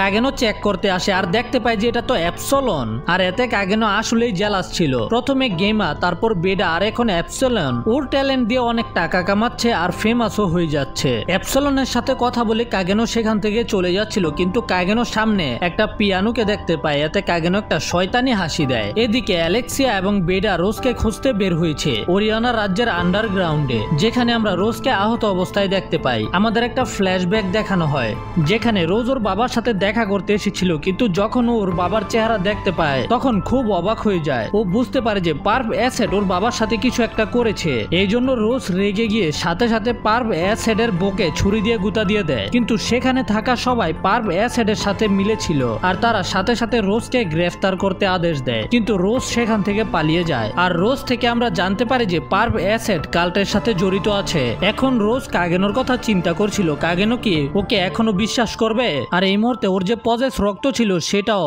বাড়তে শুরু করেছে। ঠিক তখন রোজ পিয়ানোর শব্দ শুনতে পায়। পিয়ানোর শব্দ ফলো করে আসার পরে রোজ এখানে শ্যাডোকে দেখতে পায়। ওই যে পিয়ানোটা দেখে শয়তানি হাসি দিয়েছিল না, আসলে পিয়ানো চুরি করে নিয়ে এসেছে। রোজ পিয়ানো শুনে তালি বাজিয়ে প্রশংসা করে, কিন্তু কাগেনো উঠে এসে বলে তুমি আসলে কি করতে চাও। রোজ বলে আমি সবাইকে রক্ষা করতে চাই, কিন্তু এখন আমি কিছুই করতে পারবো না। ওর পজেস বাড়তে শুরু করেছে, কিছু সময় পরে ওকে কেউ চিনতেই পারবে না। কাগেনো বলে তাহলে কি তুমি হার মেনে নিবে? যদি তোমার মধ্যে এখনো লড়াই করার আশা থেকে থাকে তাহলে আমি তোমাকে পাওয়ার দিব, যেটা দিয়ে তুমি সবাইকে রক্ষা করতে পারবে। ওই বলে যদি আমি এই পাওয়ার পাই তাহলে কি আমি সবকিছু ঠিক করতে পারবো? এটা শুনে শ্যাডো বলে এটা তো তোমার উপরে নির্ভর করবে। এরপরে কাগেনো মানে শ্যাডো নিজের পাওয়ার দিয়ে রোজের যে পজেস রক্ত আছে সেটাকে ঠিক করে দেয়, আর নিজের ম্যাজিকও দেয়, কারণ পজেস মেয়েরা কাগেনোর ম্যাজিক ব্যবহার করতে পারে। আর একটা ডায়লগ দিয়ে সেখান থেকে চলে যায়। তখন কাল্ট অফ ডিয়াবলোর কিছু পাপেট রোজের উপরে অ্যাটাক করে, কিন্তু রোজ নিজের তলোয়ার দিয়ে একটা সুইংয়ে এদেরকে শেষ করে দেয়। এখন রোজের মধ্যে রয়েছে পজেসের শক্তি, তার সাথে সাথে কাগেনোর ম্যাজিক, তো রোজ অনেক শক্তিশালী হয়ে গেছে আগে থেকে। আর ঠিক এই সময়ে অ্যালেক্সিয়া আর বেডা সেখানে চলে আসে। অ্যালেক্সিয়া রোজকে জিজ্ঞাসা করে ও কেন এই সবকিছু করছে, কিন্তু রোজ কোনো উত্তর দেয় না, কারণ এতে অ্যালেক্সিয়া এগুলোর সাথে জড়িয়ে যাবে। অ্যালেক্সিয়া বলে যদি তুমি না বলো তাহলে আমি শক্তির ব্যবহার করে জবাব বের করে নিব। এটা বলার সাথে সাথেই অ্যালেক্সিয়া আর রোজের মধ্যে লড়াই শুরু হয়ে যায়, কিন্তু রোজ অ্যালেক্সিয়া থেকে অনেক বেশি শক্তিশালী হয়ে গেছে, এই জন্য অ্যালেক্সিয়া হেরে যায়। আর বেডা তো এখন কিছু করবে না, কারণ শ্যাডো নিজে ওকে পাওয়ার দিয়েছে। যাই হোক, তারপরে যখন কাগেনো বাসায় ফিরে আসে তখন বাসার সামনে ওর বোনকে দাঁড়িয়ে থাকতে দেখতে পায়। তার মানে হলো কাগেনো আজকে বিপদে পড়ে গেছে।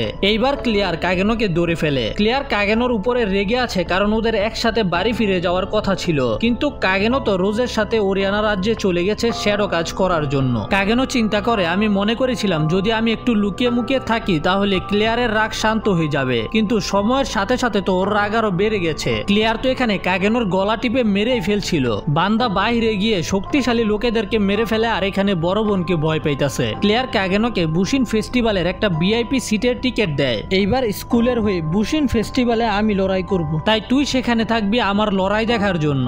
আর যদি তুই এইবার কিছু উল্টাপাল্টা করস তাহলে আমি তোকে মেরেই ফেলবো। এতে কাগেনো রাজি হয়ে যায়। আর এদিকে অ্যালেক্সিয়া জানতে পারে বেডা শহর ছেড়ে চলে গেছে আর অ্যালেক্সিয়াকে কাল্টের কিছু ইনফরমেশন দিয়ে গেছে। ওয়েল বুশিন ফেস্টিভ্যালে ফাইট হচ্ছিল আর কাগেনো টিকিট নিয়ে ভিআইপি সিটে এসে সেখানে আইরেসকে দেখতে পায়। কাগেনো সেখান থেকে চলে যেতে চায় কারণ ব্যাকগ্রাউন্ড ক্যারেক্টাররা ভিআইপি সিটে ভিআইপিদের সাথে বসে না। তবে আইরেস কাগেনোকে সেখানে বসতে বলে আর এখানে আইরেস কাগেনোর কাছে ক্ষমা চায় ওর উপরে টর্চার করার জন্য যখন অ্যালেক্সিয়াকে কিডন্যাপ করা হয়েছিল, যেটা দেখে সেখানে থাকা সবাই অবাক। তখন একজন আইরেসকে জিজ্ঞাসা করে তো আপনার কোন ফাইটারের উপরে নজর আছে? এতে আইরেস অ্যানরোজের কথা বলে, মানে অ্যানরোজও খুবই শক্তিশালী, মোটামুটি আইরেসের লেভেলে আছে। তো কাগেনো জিজ্ঞাসা করে আর কি কেউ আছে যাকে দেখা যাবে? তখন বাকিরা তো কাগেনোকে ব্যাকগ্রাউন্ড ক্যারেক্টারের মতোই দেখছিল। এতে কাগেনো বলে আপনারা মানডে ম্যানের সম্পর্কে কি চিন্তা করেন, সেও কিন্তু খুব পাওয়ারফুল। আইরেস কিছু বলতে পারে না কারণ ও মানডেনকে লড়াই করতে দেখেনি। তখন পাশের ছেলে আর মেয়েটা বলে ও আমরা দেখেছি সে অনেক ফাস্ট, কিন্তু এতটুকুই একেবারে বাচ্চাদের মতো লড়াই করে, তো তার কোনো চান্সই নেই এখানে জিতার। আর এতে কাগেনো খুবই মজা পায়, ও তো চাই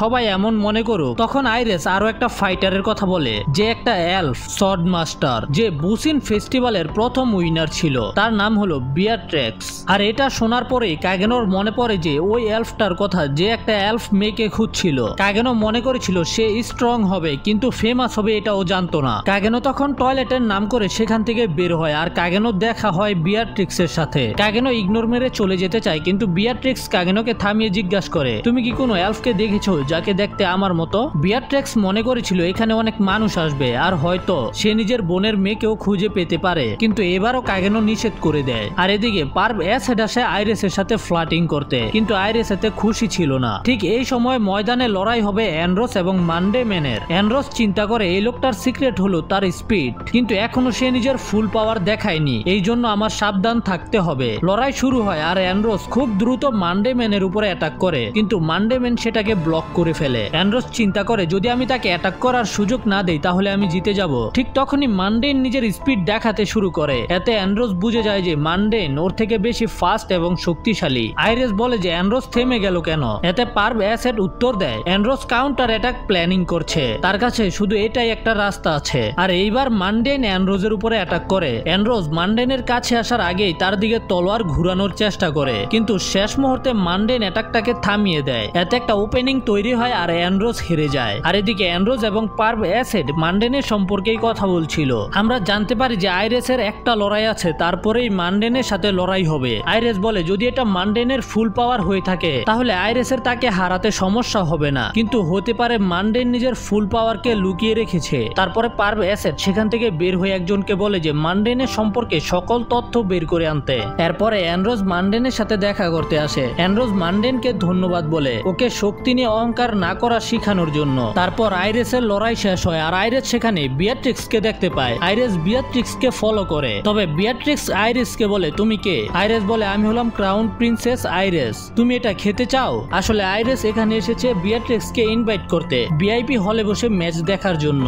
তখন কাগেনোকে দেখানো হয়। কাগেনো চিন্তা করছিল কিভাবে বুশিন ফেস্টিভ্যালে সুপার এন্ট্রি করা যাবে। আর ঠিক তখনই কাগেনো নিজের সামনে ক্লেয়ারকে দেখতে পায়। ক্লেয়ার বলে তোমাকে দেখে খুশি মনে হচ্ছে। কাগেনো বলে হ্যাঁ আমি অনেক খুশি। তাহলে কি তুমি আমার ফাইট দেখেও এমন মজা পাচ্ছিলে? আর তখন কাগেনো চিন্তা করে আজকে আমি শেষ, কারণ ও ক্লেয়ারের ম্যাচের সময় সেখানে ছিল না। এখান থেকে সিন শিফট হয় অতীতে, যখন আইরেস ছোট ছিল। আইরেস ছোট থেকেই অনেক শক্তিশালী আর তারপরে দেশের সবচাইতে শক্তিশালী নাইট হয়ে যায়, কিন্তু আইরেস নিজে থেকেও বেশি শক্তিশালী আলফাকে দেখতে পায়। আর এখন আইরেস কাল্ট আর চার্চের বিরুদ্ধে লড়াই করতে চায়, কিন্তু ওর বাবা মানে রাজা এটার বিপক্ষে ছিল। এই জন্য আইরেসের বুশিন ফেস্টিভ্যালে জিততেই হবে, তাহলে ওর একটা প্রভাব তৈরি হবে, তখন ও নিজের ইচ্ছা মতো কাজ করতে পারবে। তারপর আমাদের কাগেনোকে দেখানো হয় নিজের সিটে বসে রয়েছে। তার কারণ হলো নয়তো ক্লিয়ারোকে মেরেই ফেলবে। ঠিক তখনই সেখানে বিয়াট্রিক্স আসে, কিন্তু গার্ড বিয়াট্রিক্সকে ঢুকতে দেয় না, কারণ তার পরনের কাপড় হাই কোয়ালিটির ছিল না। তাকে তো ওরা ভিখারি বলে দেয়। তখন আইরেস বলে যে সে তাকে আমন্ত্রণ করেছে আর সে কোনো সাধারণ মানুষ না,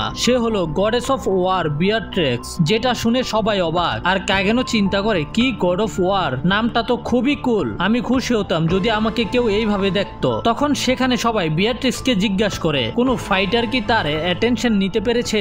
সে বলে হ্যাঁ, একজন আছে যে এটা করতে পেরেছে, সেটা হলো কাগেনো। এতে সবাই অবাক, কাগেনো তো খুবই দুর্বল। কাগেনোর কলজা হাতে চলে আসে, কারণ ওর বান্ডা ফুইটটা যাইতে পারে। বিয়াট্রিক্স বলে কাগেনো ভবিষ্যতে অনেক শক্তিশালী হবে, কিন্তু বাকিরা তো জানে কাগেনো অনেক দুর্বল, ওর বড় বোন থেকে অনেক দুর্বল। আর এগুলো শোনার পরে কাগেনো বুঝে যায় যে বিয়াট্রিক্স আসলে অনেক শক্তিশালী হবে, কিন্তু তাকে দেখে বোঝা যায় না। এই জন্য কাগেনো তার সামনে সাবধান থাকতে হবে। আর এদিকে আমরা দেখতে পাই যে পার্ভ অ্যাসেট রোজের বাবাকে একটা ওষুধ খাওয়ায়, আর এটার কারণেই তার মাইন্ডকে কন্ট্রোল করতে পারে। আমরা জানতে পারি রোজের কাছে কিছু একটা চাবি আছে যেটা পার্ভ অ্যাসেটের দরকার। তাছাড়া রোজের মধ্যে পজেসের রক্ত রয়েছে, এই জন্য কাল্ট রোজের উপরে এক্সপেরিমেন্ট করতে পারবে। আর যদি সেটাও না হয় তাহলে রোজের বাবাকে দিয়ে মিডগার্ডের রাজাকে মেরে ফেলবে। এতে দুই দেশের মধ্যে একটা যুদ্ধ শুরু হয়ে যাবে। তখন কাল্টও সুযোগ পেয়ে যাবে নিজেদের কাজ করার। কিন্তু এখানে একটা সমস্যা হলো, পার্ভের মনে হয় মানডে ম্যান আন্ডারওয়ার্ল্ড থেকে এসেছে, কারণ তারা মানডে ম্যানের সম্পর্কে কিছুই জানতে পারেনি। হতে পারে মানডে ম্যান ওদের কাজে বাধা সৃষ্টি করতে এখানে এসেছে। আর এগুলো চিন্তা করতে করতে যখন সে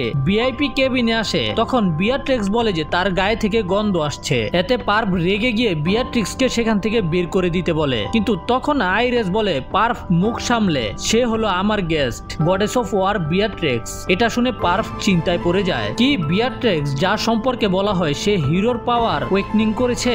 বিয়াট্রিক্স সরি বলে, কিন্তু পার্ভ তখন সরি বলে সেখান থেকে তাড়াতাড়ি করে চলে যায়। আর এখন পার্ভ অনেক বেশি চিন্তায়, সে এখানে কি করতে এসেছে? সে তো আইরেস থেকেও কয়েক গুণ বেশি শক্তিশালী। মানে পার্ভের উপরে এখন তিনটা বিপদ ঘুরছে। প্রথমে তো হলো শ্যাডো গার্ডেন, দ্বিতীয় হলো মানডেইন ম্যান, কারণ মানডেইন ম্যান ললেস সিটি থেকে এসেছে, আর এখন তৃতীয় বিপদ হলো বিয়াট্রিক্স। এইভাবে তো ওরা মিডগার্ডের রাজাকে মারতেই পারবে না। যাই হোক, এখানে রোজ চলে আসলেই হবে, তাহলে আমরা রোজকে ধরে নিয়ে এখান থেকে চলে যাব। তখন আমরা কাগেনোর বড় বোন ক্লেয়ারকে লড়াই করতে দেখতে পাই। ক্লেয়ারও যথেষ্ট শক্তিশালী ছিল। আর তখন পার্ভ দেখতে পায় যে কাগেনো লুকিয়ে লুকিয়ে সেখান থেকে চলে যাচ্ছিল, কারণ এরপরে ওর লড়াই করতে হবে, তো মেকআপ টেকআপ করে আসতে হবে না। আর ক্লেয়ারের লড়াই শেষ হতেই ক্লেয়ার কাগেনোকে খুঁজতে বের হয়ে যায়, কারণ কাগেনো নিজের সিটে ছিল না। তারপরে সময় চলে আসে আইরেস ভার্সেস মানডে ম্যানের। আর লড়াই শুরু হতেই আইরেসের গলা কেটে নিচে পড়ে যায়। তখন আমরা দেখতে পাই যে আইরেসের কিছুই হয়নি। এতে আইরেস খুবই আশ্চর্য ছিল। তারপর আবারও আইরেস সাহস করে দাঁড়িয়ে যায় অ্যাটাক করার পজিশনে। তখনই আইরেসের মনে হয় যে ওর পা কেটে গেছে,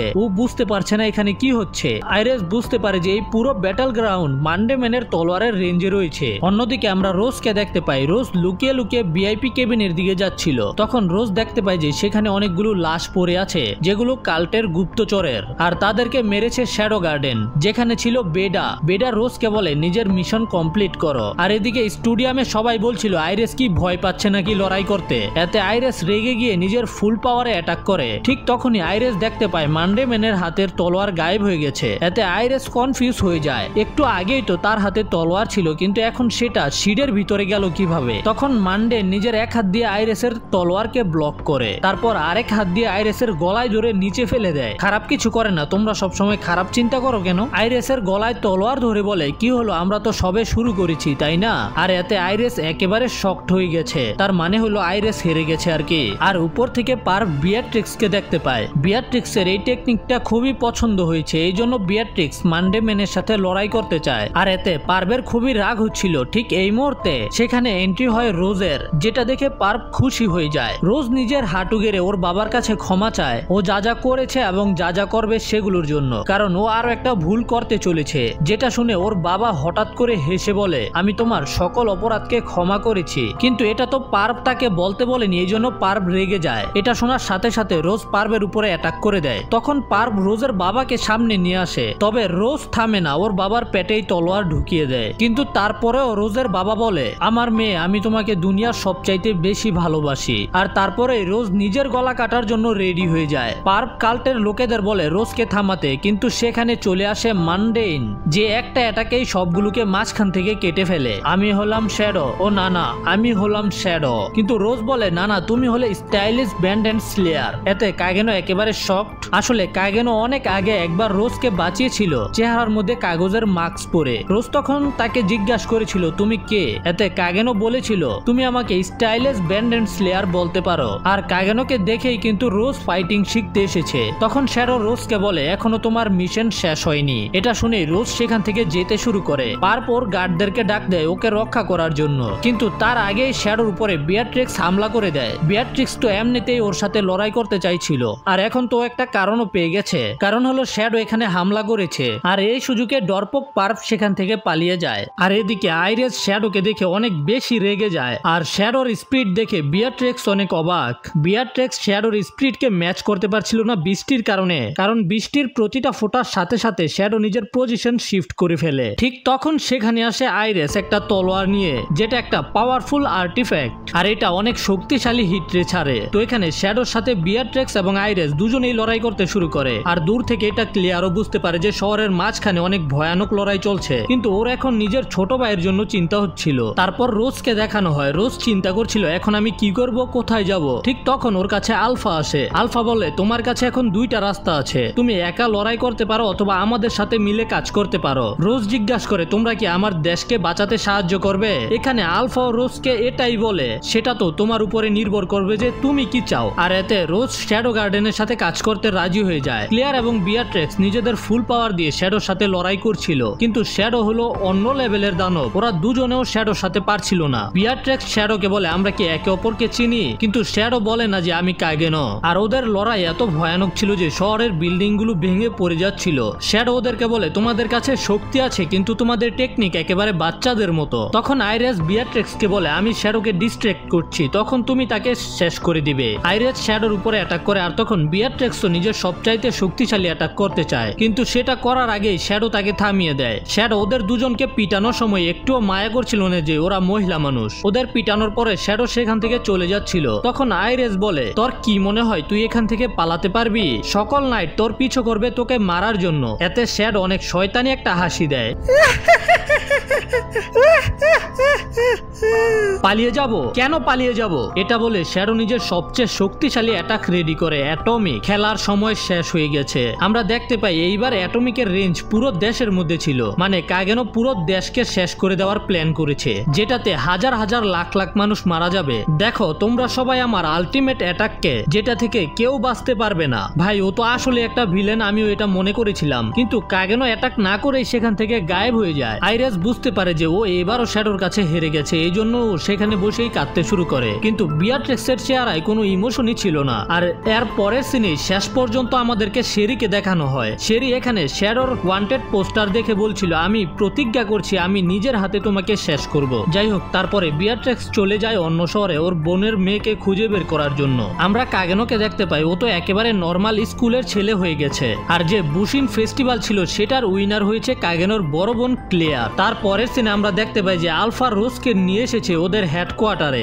যেখানে বাকি সকল শ্যাডো গার্ডেনের মেয়েরা থাকে এবং প্র্যাকটিস করে। আর এখানে এখন মোট 665 জন মেয়ে রয়েছে। আর এখানে রোজের নাম দেওয়া হয় নাম্বার 666, মানে একেবারে শেষের নাম্বারটা। তো রোজ আসার কারণে এখন 666 জন হয়ে গেছে। আর শেষে শ্যাডোর পিয়ানো বাজানো দেখিয়ে এমিনেমস ইন শ্যাডো সিজন 1 শেষ হয়ে যায়। আমরা আগের পার্টে দেখেছিলাম শ্যাডো নিজের সবচেয়ে শক্তিশালী অ্যাটাক অ্যাটমিক পুরো শহরের মধ্যে করার জন্য রেডি ছিল, কিন্তু না করেই সেখান থেকে পালিয়ে যায়। আর আলফা রোজকে নিজেদের আস্তানায় নিয়ে আসে ট্রেনিং করানোর জন্য।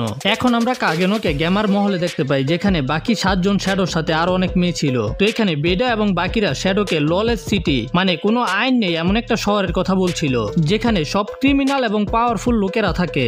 যেটা শুনে শ্যাডো বলে হ্যাঁ আমি গন্ধ পাচ্ছি। আর এটা শোনার সাথে সাথেই সব মেয়েরা অবাক, কি আমাদের শরীর থেকে গন্ধ আসছে? ওরা চেক করতে শুরু করে আর শরীরে পারফিউম মারতে শুরু করে। আসলে কাগেনো ভাব নিয়ে বলছিল আমি ললেস সিটি থেকে অপরাধের গন্ধ পাচ্ছি, আর ওরা সবাই মনে করেছে ওদের কথা বলছে। তখনই ওরা বাহিরে দেখতে পায় চাঁদ লাল হয়ে গেছে। আমরা জানতে পারি ভয়ানক কিছু হতে চলেছে, যেটা 1000 বছর আগেও হয়েছিল। তখন 7 শ্যাডো ললেস সিটিতে যেতে চায়, তবে কাগেনো বলে ও নিজে এই ম্যাটারটা হ্যান্ডেল করবে। যেটা শুনে সব মেয়েরাই চিন্তা করছিল তাদের মাস্টার কত বেশি মহান, জ্ঞানী এবং শক্তিশালী। তবে কাগেনো চিন্তা করছিল সিরিয়াসলি আমি লাল চাঁদ সম্পর্কে কিছুই জানি না। আর এখান থেকে সিন শিফট হয় এই দুই জোকারের উপরে। গোল্ডি এবং কুইন এরা দুজনেই ললেস সিটিতে এসেছে ভ্যাম্পায়ার কুইনকে শিকার করার জন্য। ওরা দুজন এখানে অনেক বড় বড় কথা বলছিল যে ওরা অনেক পাওয়ারফুল, মিনিটেই ভ্যাম্পায়ারের রানীকে মেরে ফেলবে। ঠিক তখনই সেখানে ভ্যাম্পায়ার ক্যাসেলের গার্ড চলে আসে। সে বলে যে সে নিজেও একবার ব্লাড কুইনকে মারার জন্য এসেছিল, কিন্তু এখন সে এখানকার একটা পাহারাদার কুকুর হয়ে গেছে। এদের মধ্যে লড়াই শুরু হয়ে যায়, কিন্তু এটা রেজাল্ট দেখানো হয় না। তারপরের সিনে আমরা দেখতে পাই ক্লেয়ার কাগেনোকে টেনে হেঁচড়ে নিয়ে এসেছে ললেস সিটিতে, কারণ ক্লেয়ার চায় কাগেনো যেন নিজের ভবিষ্যতে কিছু একটা করতে পারে। আর তখন আমরা দেখতে দেখতে পাই গোল্ডি এবং ক্লিনকে পিটায়া দাস বানিয়ে দেওয়া হয়েছে,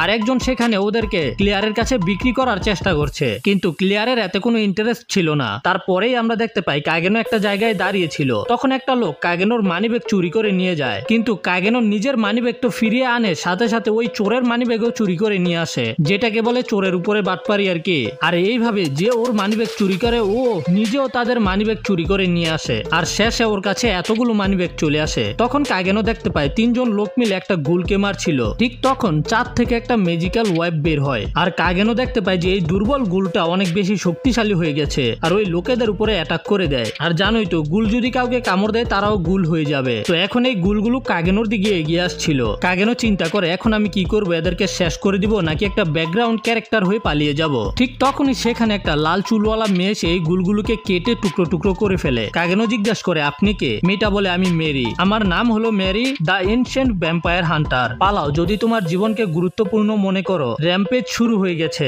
চাঁদ এখন লাল, সময় শেষ হয়ে আসছে। আর মেরির এই ডায়লগ শুনে কাগেনোর ঘাম বের হয়ে আসে, কারণ কাগেনো কখনোই এমন কঠিন ডায়লগ চিন্তাই করতে পারেনি। তারপর মেরি সেখান থেকে চলে যায়। পরের সিনে আমরা দেখতে পাই ক্লিয়ার এখন কাগেনোকে খুঁজতে শুরু করেছে, আর এর মধ্যে একটা লাথি মেরে গুলকে পগার পার করে দেয়। আর এই ললেস সিটির রেড লাইট ডিস্ট্রিক্টে আমরা কাগেনোর দুই জোকার বন্ধুকে দেখতে পাই। ওরা এখানে কেন এসেছে সেটা তো বুঝতেই পারছো, বাচ্চা থেকে পুরুষ হবে আর কি, কিন্তু এটা আর হয় না কারণ সেখানে চলে এসেছে গুল। তখন আমাদের একটা পতিতাকে দেখানো হয় যাকে এখানে আটকে রাখা হয়েছে। তখন সেখানে একটা গুল চলে আসে ওর উপরে অ্যাটাক করার জন্য, কিন্তু সঠিক সময় সেখানে কাগেনো শ্যাডো সেজে চলে আসে। মেয়েটাকে বাঁচানোর পরে কাগেনো ম্যারিওকে যে ডায়লগ বলেছিল সেই ডায়লগটাই বলে, ওর উপরে তো কপিরাইট স্ট্রাইক দেওয়া দরকার। পালাও যদি তোমার জীবনকে গুরুত্বপূর্ণ মনে করো, র্যাম্পেজ শুরু হয়ে গেছে, চাঁদ এখন লাল, সময় শেষ হয়ে আসছে। মেয়েটা জিজ্ঞাসা করে তুমি কে? ও বলে আমি শ্যাডো। এই মেয়েটার নাম হলো মারি। আরেকটা মেয়ের কাছ থেকে মারি শ্যাডো সম্পর্কে জানতে পারে। সে বলে শ্যাডো অনেক ভয়ানক, কিন্তু মারির শ্যাডোকে খারাপ মনে হয় না। তারপরেই মারি এই জায়গা থেকে পালানোর সিদ্ধান্ত নেয়। ক্লিয়ারকে দেখতে পাই ক্লিয়ার একটা লাশকে জড়িয়ে ধরে কান্না করছিল, ও মনে করেছিল এটাই কাগেনোর লাশ।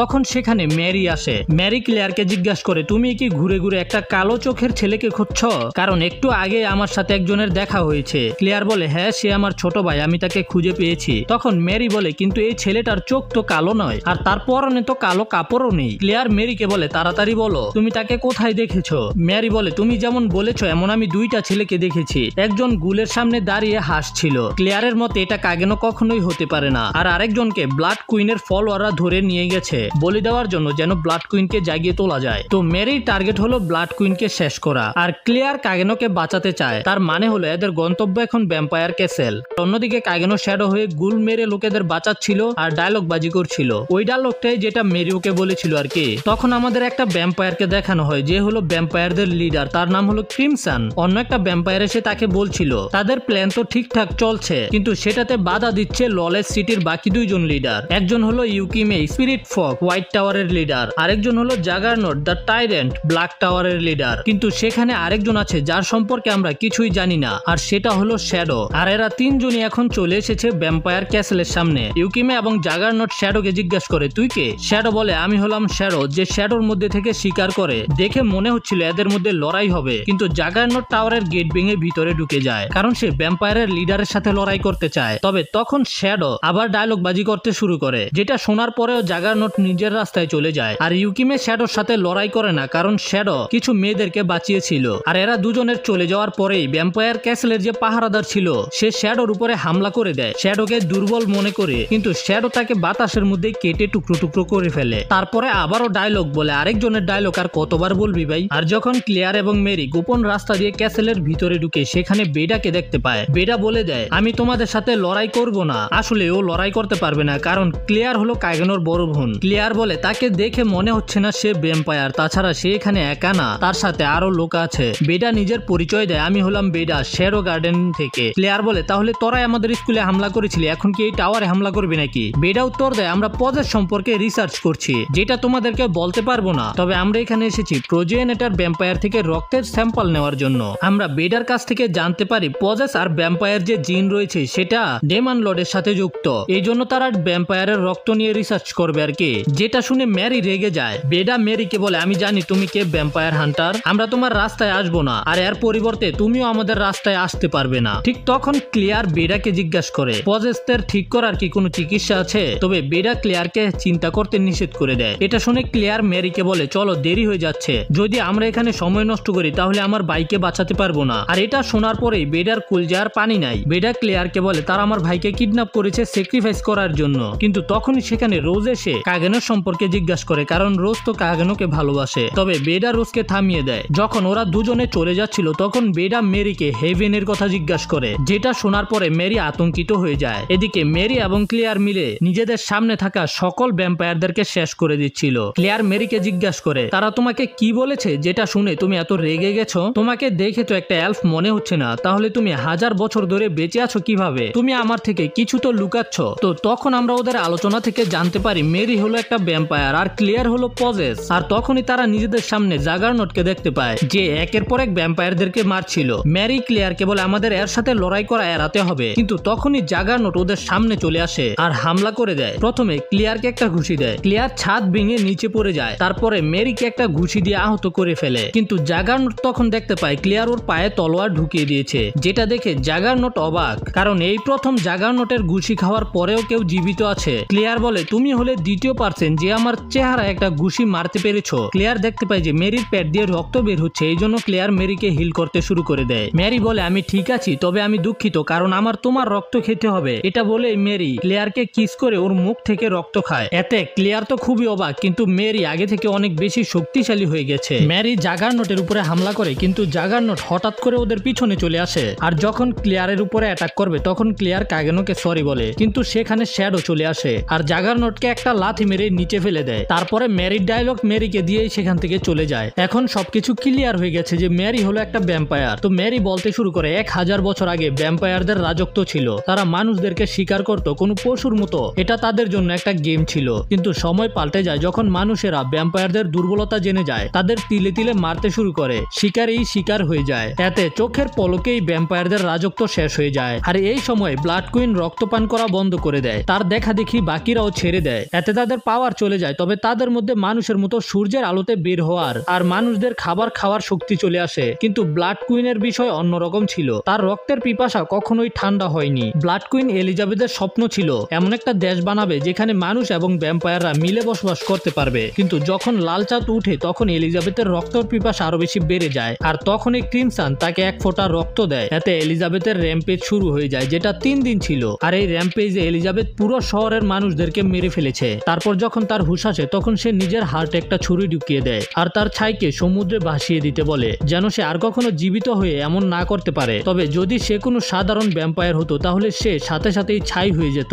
কিন্তু তার বডি কখনোই ছাই হয়নি। এই জন্য মেরি তাকে কফিনে বন্দি করে সেটাকে সুরক্ষা করার সিদ্ধান্ত নেয়। কিন্তু ক্রিমসন মেরির গলা কেটে ব্লাড কুইনের লাশ নিয়ে যায়, তাকে জীবিত করে তার পাওয়ারের ব্যবহার করার জন্য। এখন ক্লেয়ার নিজের সিক্রেট বলে, ও যখন ছোট ছিল তখন থেকেই ওর মধ্যে পজেসের লক্ষণ শুরু হয়েছে। এই জন্য ও দানব হওয়ার আগে চায় ওর ছোট ভাই যেন একটা কিছু করতে পারে। আর এদিকে আমরা দেখতে পাই কাগেনো ভ্যাম্পায়ার ক্যাসেলের রত্নের রুমে চলে এসেছে, যেখান থেকে কাগেনো অনেকগুলো স্বর্ণের কয়েন নিজের স্লাইমে নিয়ে নেয়। ওয়াইল অন্যদিকে ক্রিমসন ব্লাড কুইনের কফিন খুলে ফেলেছে, যেখানে তার বডি প্রায় ছাই হয়ে গেছে, শুধু তার হাড্ডি এবং হার্ট রয়েছে। আর ক্রিমসন তার হার্ট নিয়ে একটা ছেলের লাশের ভিতরে ঢুকিয়ে দেয়। ঠিক এই মুহূর্তে সেখানে একটা বিস্ফোরণ হয়। ক্লেয়ার নিজের বাইকে খুঁজতে শুরু করে আর মেরি কুইনকে, কিন্তু সেখানে কাউকেই দেখতে পায় না। আর তখনই ব্লাড কুইন ক্লেয়ারের উপরে হামলা করে দেয় আর ক্লেয়ারের গলায় কামড় দিয়ে ওর রক্ত খেয়ে ফেলে। ঠিক তখনই সেখানে বেডা আর বাকি শ্যাডোরা চলে আসে, যারা ক্লেয়ারকে উদ্ধার করে, কিন্তু বেঁচে আছে কিনা সেটা বলা মুশকিল। বেডা ব্লাড কুইনের গলা কেটে ফেলে, তারপর সেটাকে বোমা দিয়ে উড়িয়ে দেয়, কিন্তু তারপরেও ব্লাড কুইনের কিছুই হয় না। বেডা আর বাকি মেয়েগুলো লাগাতার অ্যাটাক করতে থাকে, কিন্তু তারপরেও সে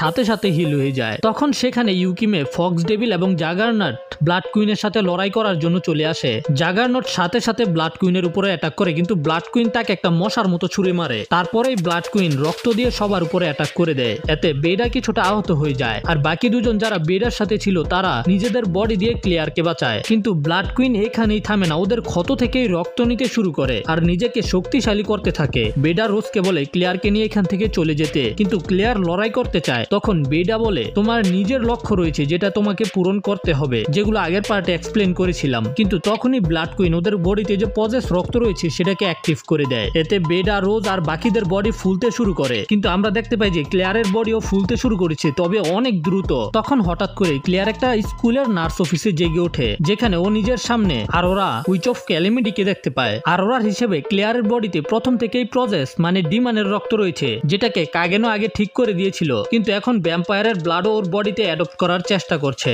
এখন এতে দুইটা জিনিস হতে পারে, ক্লিয়ারের বডি এই দুইটাকেই অ্যাডপ্ট করে নিবে অথবা একটা দানব হয়ে যাবে। তখন আরোরা নিজের শক্তি ক্লিয়ারকে দেয় যেন ক্লিয়ার ডিমান এবং ভ্যাম্পায়ারের পাওয়ারকে কন্ট্রোল করতে পারে। আর আরোরার এটা করার কারণ হলো ক্লিয়ার শ্যাডোর বড় বোন। এরপরে আরোরা ক্লিয়ারের বডিতে জেগে ওঠে, যেটা দেখে বেডা সম্পূর্ণ অবাক। তখন ব্লাড কুইন রক্ত দিয়ে আরোরার দিকে হামলা করে, তবে আরোরা বলে তুমি হলে নকল আর আমি হলাম অরিজিনাল। আরোরা ব্লাড কুইনের ব্লাড দিয়েই তার গলা কেটে ফেলে। আসলে আরোরা কিন্তু হলো ডিমান আর ভ্যাম্পায়ার থেকে অনেক বেশি শক্তিশালী। তখন আরোরা কাগেনোর অ্যাটমিক অ্যাটাককে রেডি করে, এটা দেখে বেডা নিজের দাঁতে কামড় দিয়ে দেয়। আরোরা বলে আই এম অ্যাটমিক যখন বলবে তখনই আরোরার হাত খন্ড খন্ড হয়ে যায় আর অ্যাটাকটা করতে পারে না। আসলে ক্লিয়ারের বডি এত শক্তিশালী ছিল না, তবে বেডা চিন্তা করছিল যেন ক্লিয়ারের কোনো ক্ষতি না হয়। আর ঠিক এই সময় সেখানে শ্যাডোর এন্ট্রি হয়। আসার সাথে সাথেই ডায়লগ বাজি শুরু করে। যাই হোক, এখানে শ্যাডো এবং ব্লাড কুইনের লড়াই শুরু হয়, কিন্তু অ্যাটাক করতে গিয়ে ওর যে গোল্ড কয়েন গুলো ছিল সেগুলো নষ্ট হয়ে যাচ্ছিল, এতে ওর অনেক রাগ হয়। কাগেনো সরাসরি ব্লাড কুইনের সাথে লড়াই করতে শুরু করে আর হঠাৎ করে অ্যাটমিক অ্যাক্টিভ করে আর বলে দেয় আই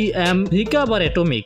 যত গুলা ছিল পজেসা ছিল সবাই ঠিক হয়ে যায়। এখন সিন শিফট হলে আমরা কাগেনোকে দেখতে পাই। কাগেনো আমাদেরকে বলে গুল, পজেস আর ভ্যাম্পায়ার এগুলোর নাম আলাদা আলাদা হলেও এগুলো হলো শুধু ম্যাজিকের ওভারলোড। এগুলো ঠিক করা তো অনেক সহজ ছিল, কিন্তু কাগেনো একজনকে ঠিক করতে পারেনি, সেটা হলো ক্লিয়ার। কাগেনো এটা কখনোই ঠিক করতে পারবে না, এটা ওর সাধ্যের বাইরে। ক্লিয়ার কাগেনোকে বলে আমার তোমাকে এটা বলা উচিত, আমার বাম হাতে মিস্টিরিয়াস পাওয়ার আছে যেটা সম্পর্কে আমি কিছুই জানি না। তখন কাগেনো উত্তর দেয় সেটা যাই হোক না কেন আমি সবসময় তোমার সাথে আছি। তারপরে আমরা ব্লাড কুইনকে দেখতে পাই, সে এখন ঠিক হয়ে গেছে, কিন্তু তারপরেও মনে হয় সূর্যের আলোতে যেতে পারে না। ওয়েল, এখান থেকে সিন শিফট হয় মিৎসুগুশি মানে গ্যামার কোম্পানির একটা ট্রেনের উপরে, যেটাকে হাইজ্যাক করা হয়েছে। কিন্তু ওরা তো জানতোই না ওরা কার সাথে পাঙ্গা নিয়েছে, কারণ এই ট্রেনটার মধ্যে শ্যাডো গার্ডেনের মেয়েরা রয়েছে। আর যখন ওরা জানতে পারে আর পিছনে কার হাত রয়েছে, তখনই সেখানে আলফা চলে আসে আর এই মেয়েগুলো নিজেদের রূপ চেঞ্জ করে ফেলে। আর এই ডাকাতরা তো আর এদের সাথে পারবে না। আর অন্যদিকে কাগেনো গ্যামার কোম্পানির উন্নত দেখে অনেক বেশি জেলাস। কাগেনো চিন্তা করে এখন গ্যামার কোম্পানি এত বেশি বড় হয়ে গেছে আর এত লাভ করছে,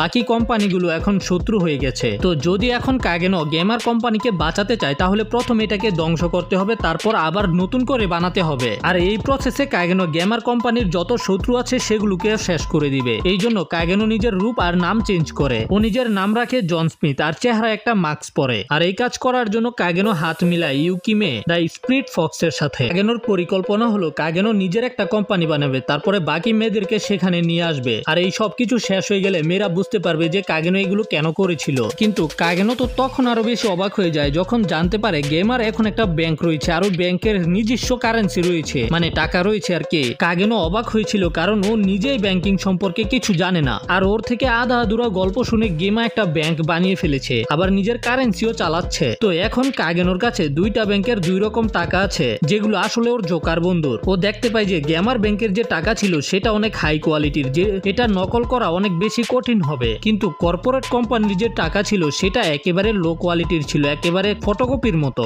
এই জন্য কাগেনো এটার কপি খুব সহজেই বানাতে পারবে। তো কাগেনো সেখান থেকে ওদের টাকা নিয়ে চলে আসে। তো এখন কাগেনো ইউকিমেকে ব্যাংকিং সিস্টেমের কথা বলে, কারণ আমি ব্যাংকিং সিস্টেম সম্পর্কে বেশি কিছু জানি না আর এইগুলো বলে তোমারও মাথা নষ্ট করব না, আমি শুধু কাগেনোর প্ল্যানটা বলে দিই। কাগেনো এখন নকল টাকা বানাবে আর ওই টাকা দিয়ে ব্যাংকের কাছ থেকে গোল্ড নিয়ে আসবে। তবে ইউকিমের প্ল্যান হলো এই খবরটাকে পাবলিক করে দেওয়া যে বাজারে অনেক পরিমাণে নকল টাকা ঘুরে বেড়াচ্ছে। তখন সাধারণ পাবলিকও ব্যাংকে চলে যাবে আর তাদের টাকা দিয়ে গোল্ড নিয়ে আসবে। আর যদি তারা গোল্ড না দিতে পারে তাহলে ব্যাংক আর কোম্পানি দুইটাই শেষ, যেটা আসলে অনেক ভালো প্ল্যান ছিল। কিন্তু কাগেনোর প্ল্যান অনেক স্লো ছিল, এই জন্য কাগেনো অনেক বেশি অবাক, কিন্তু ইউকিমেকে এটা বুঝতে দেয় না। যাই হোক, তারপরের সিনে আমরা দেখতে পাই যে ডেল্টা এবং কাগেনো মিলে কর্পোরেটের যে গুন্ডাগুলো ছিল সেগুলোকে শেষ করছিল। এতে কর্পোরেট কোম্পানির অবস্থা আরো বেশি খারাপ হয়ে যায়। তো কর্পোরেট কোম্পানির যে লিডার ছিল কাটান, সে আরো শক্তিশালীদেরকে পাঠায় গেমার কোম্পানিতে হামলা করে সিক্রেট নিয়ে আসার জন্য। আর যখন আলফা এবং গেমা আলোচনা করছিল তখন নিউ এসে এই খবর দেয় ওদের দুজনকে, আমাদের অফিসের মধ্যে গুপ্তচর ঢুকেছে, আমরা এখন কি করব।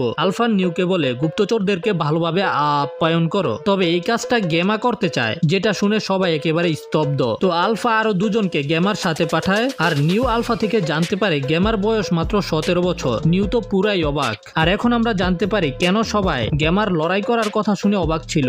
গেমার কাছে অনেক ম্যাজিক তো ছিল, কিন্তু ও নিজের বডিকেই ঠিকভাবে সামলাতে পারে না। আর ক্যারাতি তো দূরের কথা, ও উল্টা আশেপাশের জিনিসগুলোকে ধ্বংস করছিল। আর শেষে উস্তা খেয়ে পরে নিজের তলোয়ার ছেড়ে দেয়, যেটা শত্রুর গলায় গিয়ে লাগে আর এইভাবে গেমা ভুল করে সঠিকভাবে জিতে যায়। যাই হোক, তারপরে কাগেনো নকল টাকা বানিয়ে ফেলে যেটা আসল টাকার থেকেও ভালো কোয়ালিটির ছিল। ইউকিমে কাগেনো মানে স্মিথকে বলে কাটান তাকে সে নিজে সামলাবে। এটার কারণ আমরা জানতে পারি ইউকিমের কাছ থেকে, কারণ কাটার ইউকিমের পুরো ক্ল্যানকে মেরে ফেলেছে আর এখন ইউকিমে প্রতিশোধ নিতে চায়। তো প্ল্যান অনুযায়ী ওরা নকল টাকা শহরের মধ্যে ছড়িয়ে দেয়। এই খবর চলে আসে আলফার কাছে। আলফার মনে হয় যে এটা কর্পোরেট কোম্পানির চাল ওদের কোম্পানিকে ধ্বংস করার জন্য। এই জন্য আলফা গেমাকে এটা খুঁজে বের করতে বলে এগুলো কোথায় থেকে আসছে।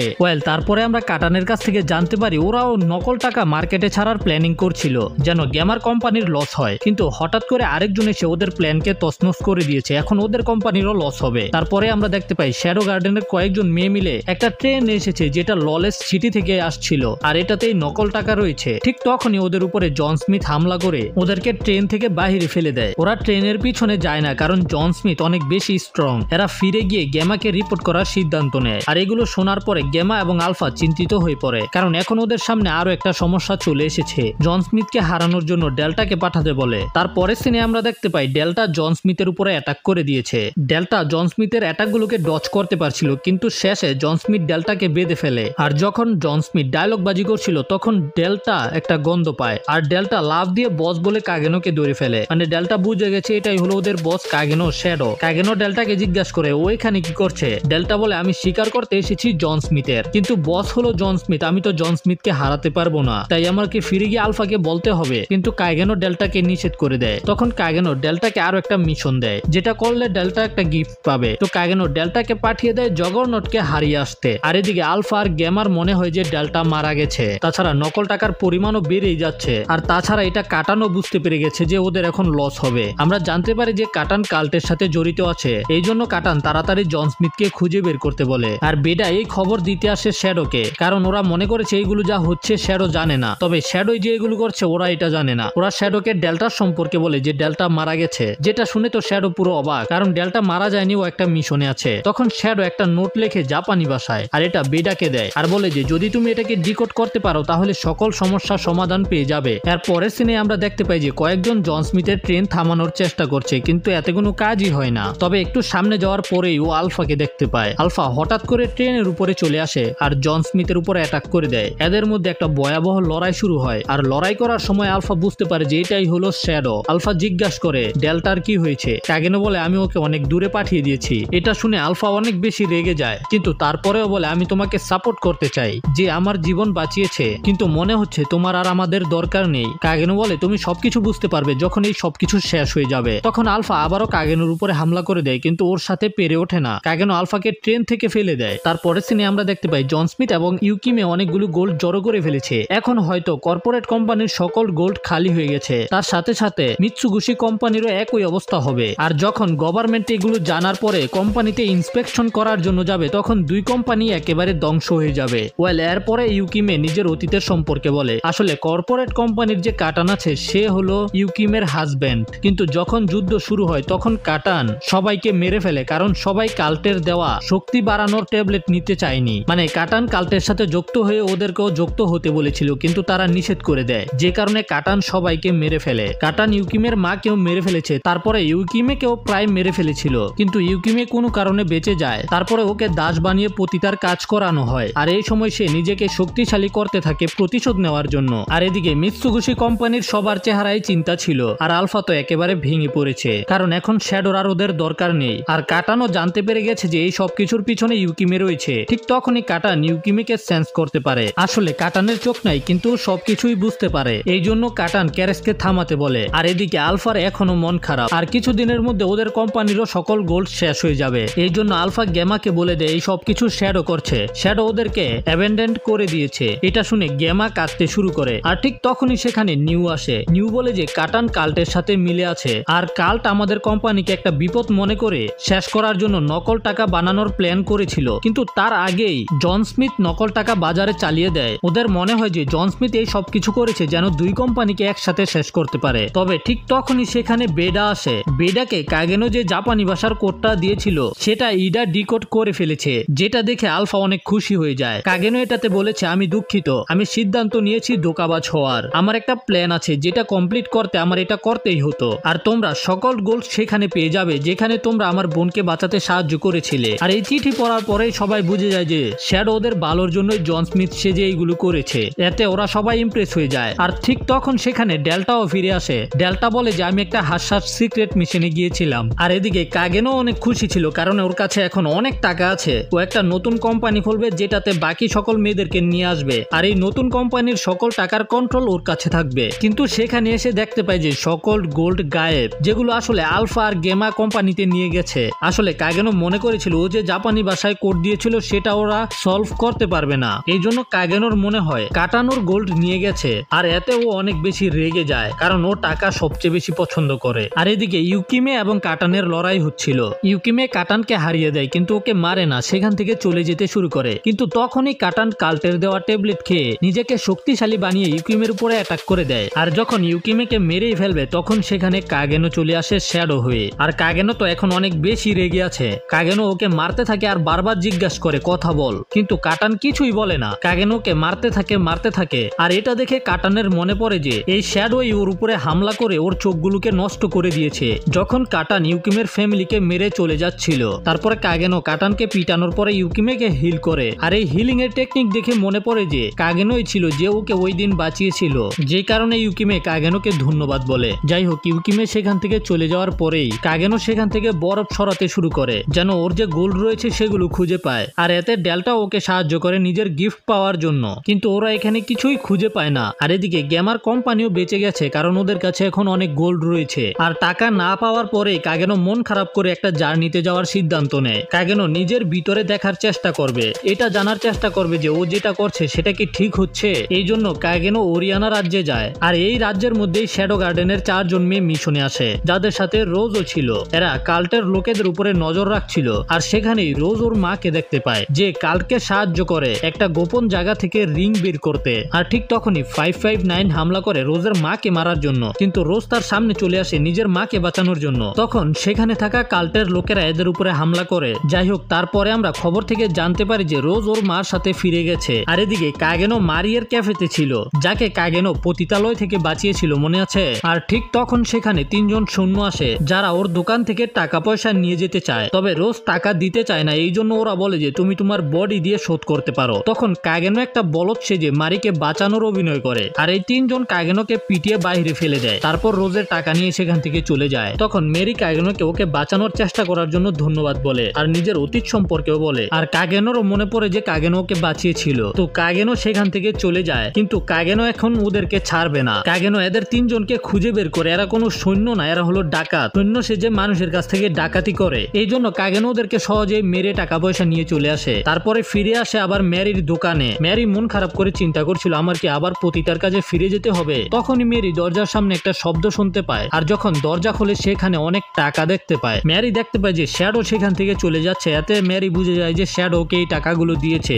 যেন মেরির আর পতিতার কাজ না করতে হয়। আর এদিকে নাম্বার 559 আর বাকি 2 জন 3 দিন ধরে কাল্টের লোকেদের সাথে লড়াই করছে, যে কারণে এরা অনেক বেশি ক্লান্ত হয়ে যায়। আর যখন কাল্টের ফার্স্ট চাইল্ড, মানে কাল্টের যারা সবচেয়ে শক্তিশালী তাদেরকে ফার্স্ট চাইল্ড বলে, ওদেরকে মারার জন্য সামনে এগিয়ে আসে, তখনই নাম্বার 559 আকাশে শ্যাডোকে দেখতে পায়, যেটা দেখে নাম্বার 559 অনেক বেশি খুশি। শ্যাডো উপর থেকে 559 কে হিল করে দেয় যেন ও লড়াই করতে পারে, আর সাথে সাথেই ফার্স্ট চাইল্ডকে মেরে ফেলে। আর যখন শ্যাডো নিচে নেমে আসে তখন একটা খবর দেখতে পায়, যেটাতে লেখা ছিল রোজ বিয়ে করবে পার্ভ অ্যাসেটকে। যেটা দেখার পরেই শ্যাডো অনেক বেশি রেগে যায়, কারণ শ্যাডো চেয়েছিল রোজ যেন এই রাজ্যের রাজত্ব করতে পারে। এই জন্য সেখান থেকে সরাসরি ওরিয়ানা রাজ্যের রাজমহলের দিকে উড়ে যেতে শুরু করে। ও যেভাবে যাচ্ছিল দেখে মনে হচ্ছিল সবকিছু ভেঙে চুরে চুরমার করে দিবে, কিন্তু ও সেখানে যায় অ্যাপসলনের ছাত্র হয়ে, মানে পিয়ানিস্ট হয়ে। আর যখন কাগেনো পিয়ানো বাজায় তখন দেখতে পায় যে সবাই অনেক গোল্ড পড়েছিল। তো কাগেনো এদের বেআইনি জিনিসগুলো চুরি করে ফেলে। আর শুধু তাই না, পার্ভ অ্যাসেডের কাছে ওই রিংটা ছিল, সেটাও কাগেনো চুরি করে ফেলে। তারপরের সিনে কাগেনো লুকিয়ে লুকিয়ে রাজমহলে রোজের সাথে দেখা করতে যায়। কাগেনো এখানে এসেছে রোজের সাথে কথা বলতে।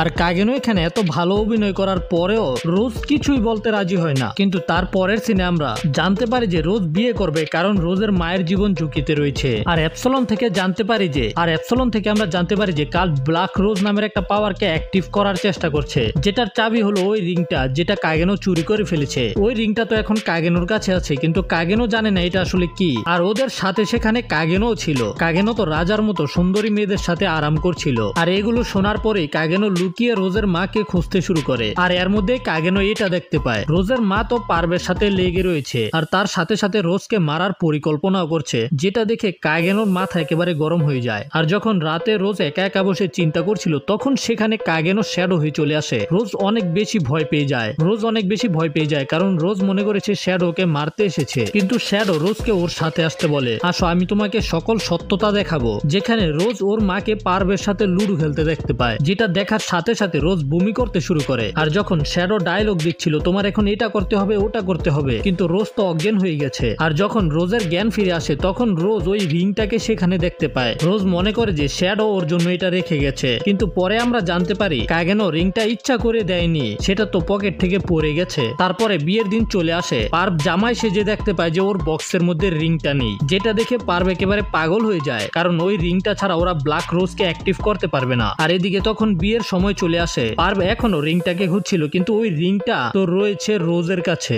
রোজ নিজের হাতে রিংটা পরে ফেলে। এতে সেখানে রোজের বাবার একটা মেসেজ আসে, যেটা রোজের বাবা মারা যাওয়ার আগে রেকর্ড করে রেখে গেছিল। আর এই মেসেজে রোজের বাবা পার্বের সকল অপরাধের কথা বলে দিয়েছে, আর শেষে রোজের উপরে সকল রাজ্যের দায়িত্ব দিয়ে গেছে। তার মানে হলো এখন রোজ হলো এই রাজ্যের রাজা। এই জন্য রোজ পার্বকে সাজা দেওয়ার জন্য নিজের তলোয়ার বের করে, কিন্তু তখনই হঠাৎ করে পার্বের গলা কেটে আলাদা হয়ে যায় আর পার্বের মাথা গিয়ে রোজের মায়ের সামনে পড়ে। রোজের মা যখন এটা দেখতে পায় তখন রোজের মায়ের গলাও কেটে আলাদা হয়ে যায়। যেটা করেছে এই লোকটা, যে হলো কাল্টের একজন লিডার, তার নাম হলো মর্ডেট।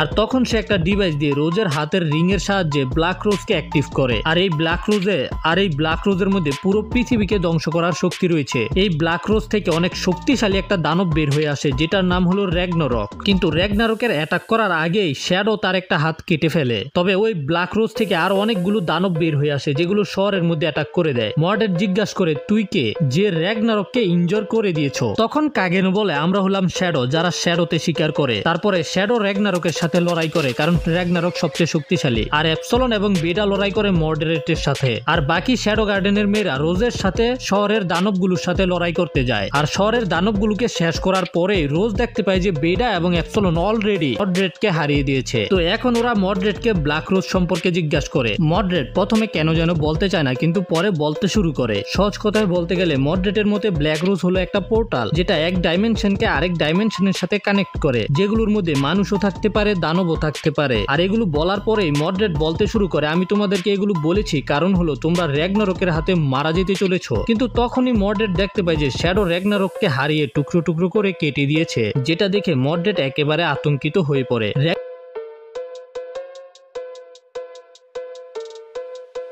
র্যাগনারকের সাথে ফিউজ করে ফেলে। এখন তোমার ওকে দেখে মনে হবে অনেক বেশি শক্তিশালী, কিন্তু শ্যাডোর হিসাবে এই মনস্টার ডেল্টা থেকেও বেশি দুর্বল। শ্যাডো মর্ডরেটকে স্পেসে নিয়ে যায়, আর সেখানে শ্যাডো নিজের সবচাইতে শক্তিশালী অ্যাটাক রেডি করে। খেলা শেষ রে ভাই, আমি হলাম অ্যাটমিক। আর এই অ্যাটমিকের অ্যাটাক নিচে থেকে সবাই দেখতে পায়। কাগেনো এই অ্যাটাকের সাথে মর্ডরেটের সাথে সাথে ব্ল্যাক রোজকেও শেষ করে দিয়েছে, কিন্তু তারপরেই হঠাৎ করে ব্ল্যাক রোজ একটা ব্ল্যাক হোল হয়ে যায়। কাগেনো এটার দিকে হাত বাড়াতেই সেটা কাগেনোকে ভিতরে টেনে নেয়, যেটা দেখে সবাই অবাক।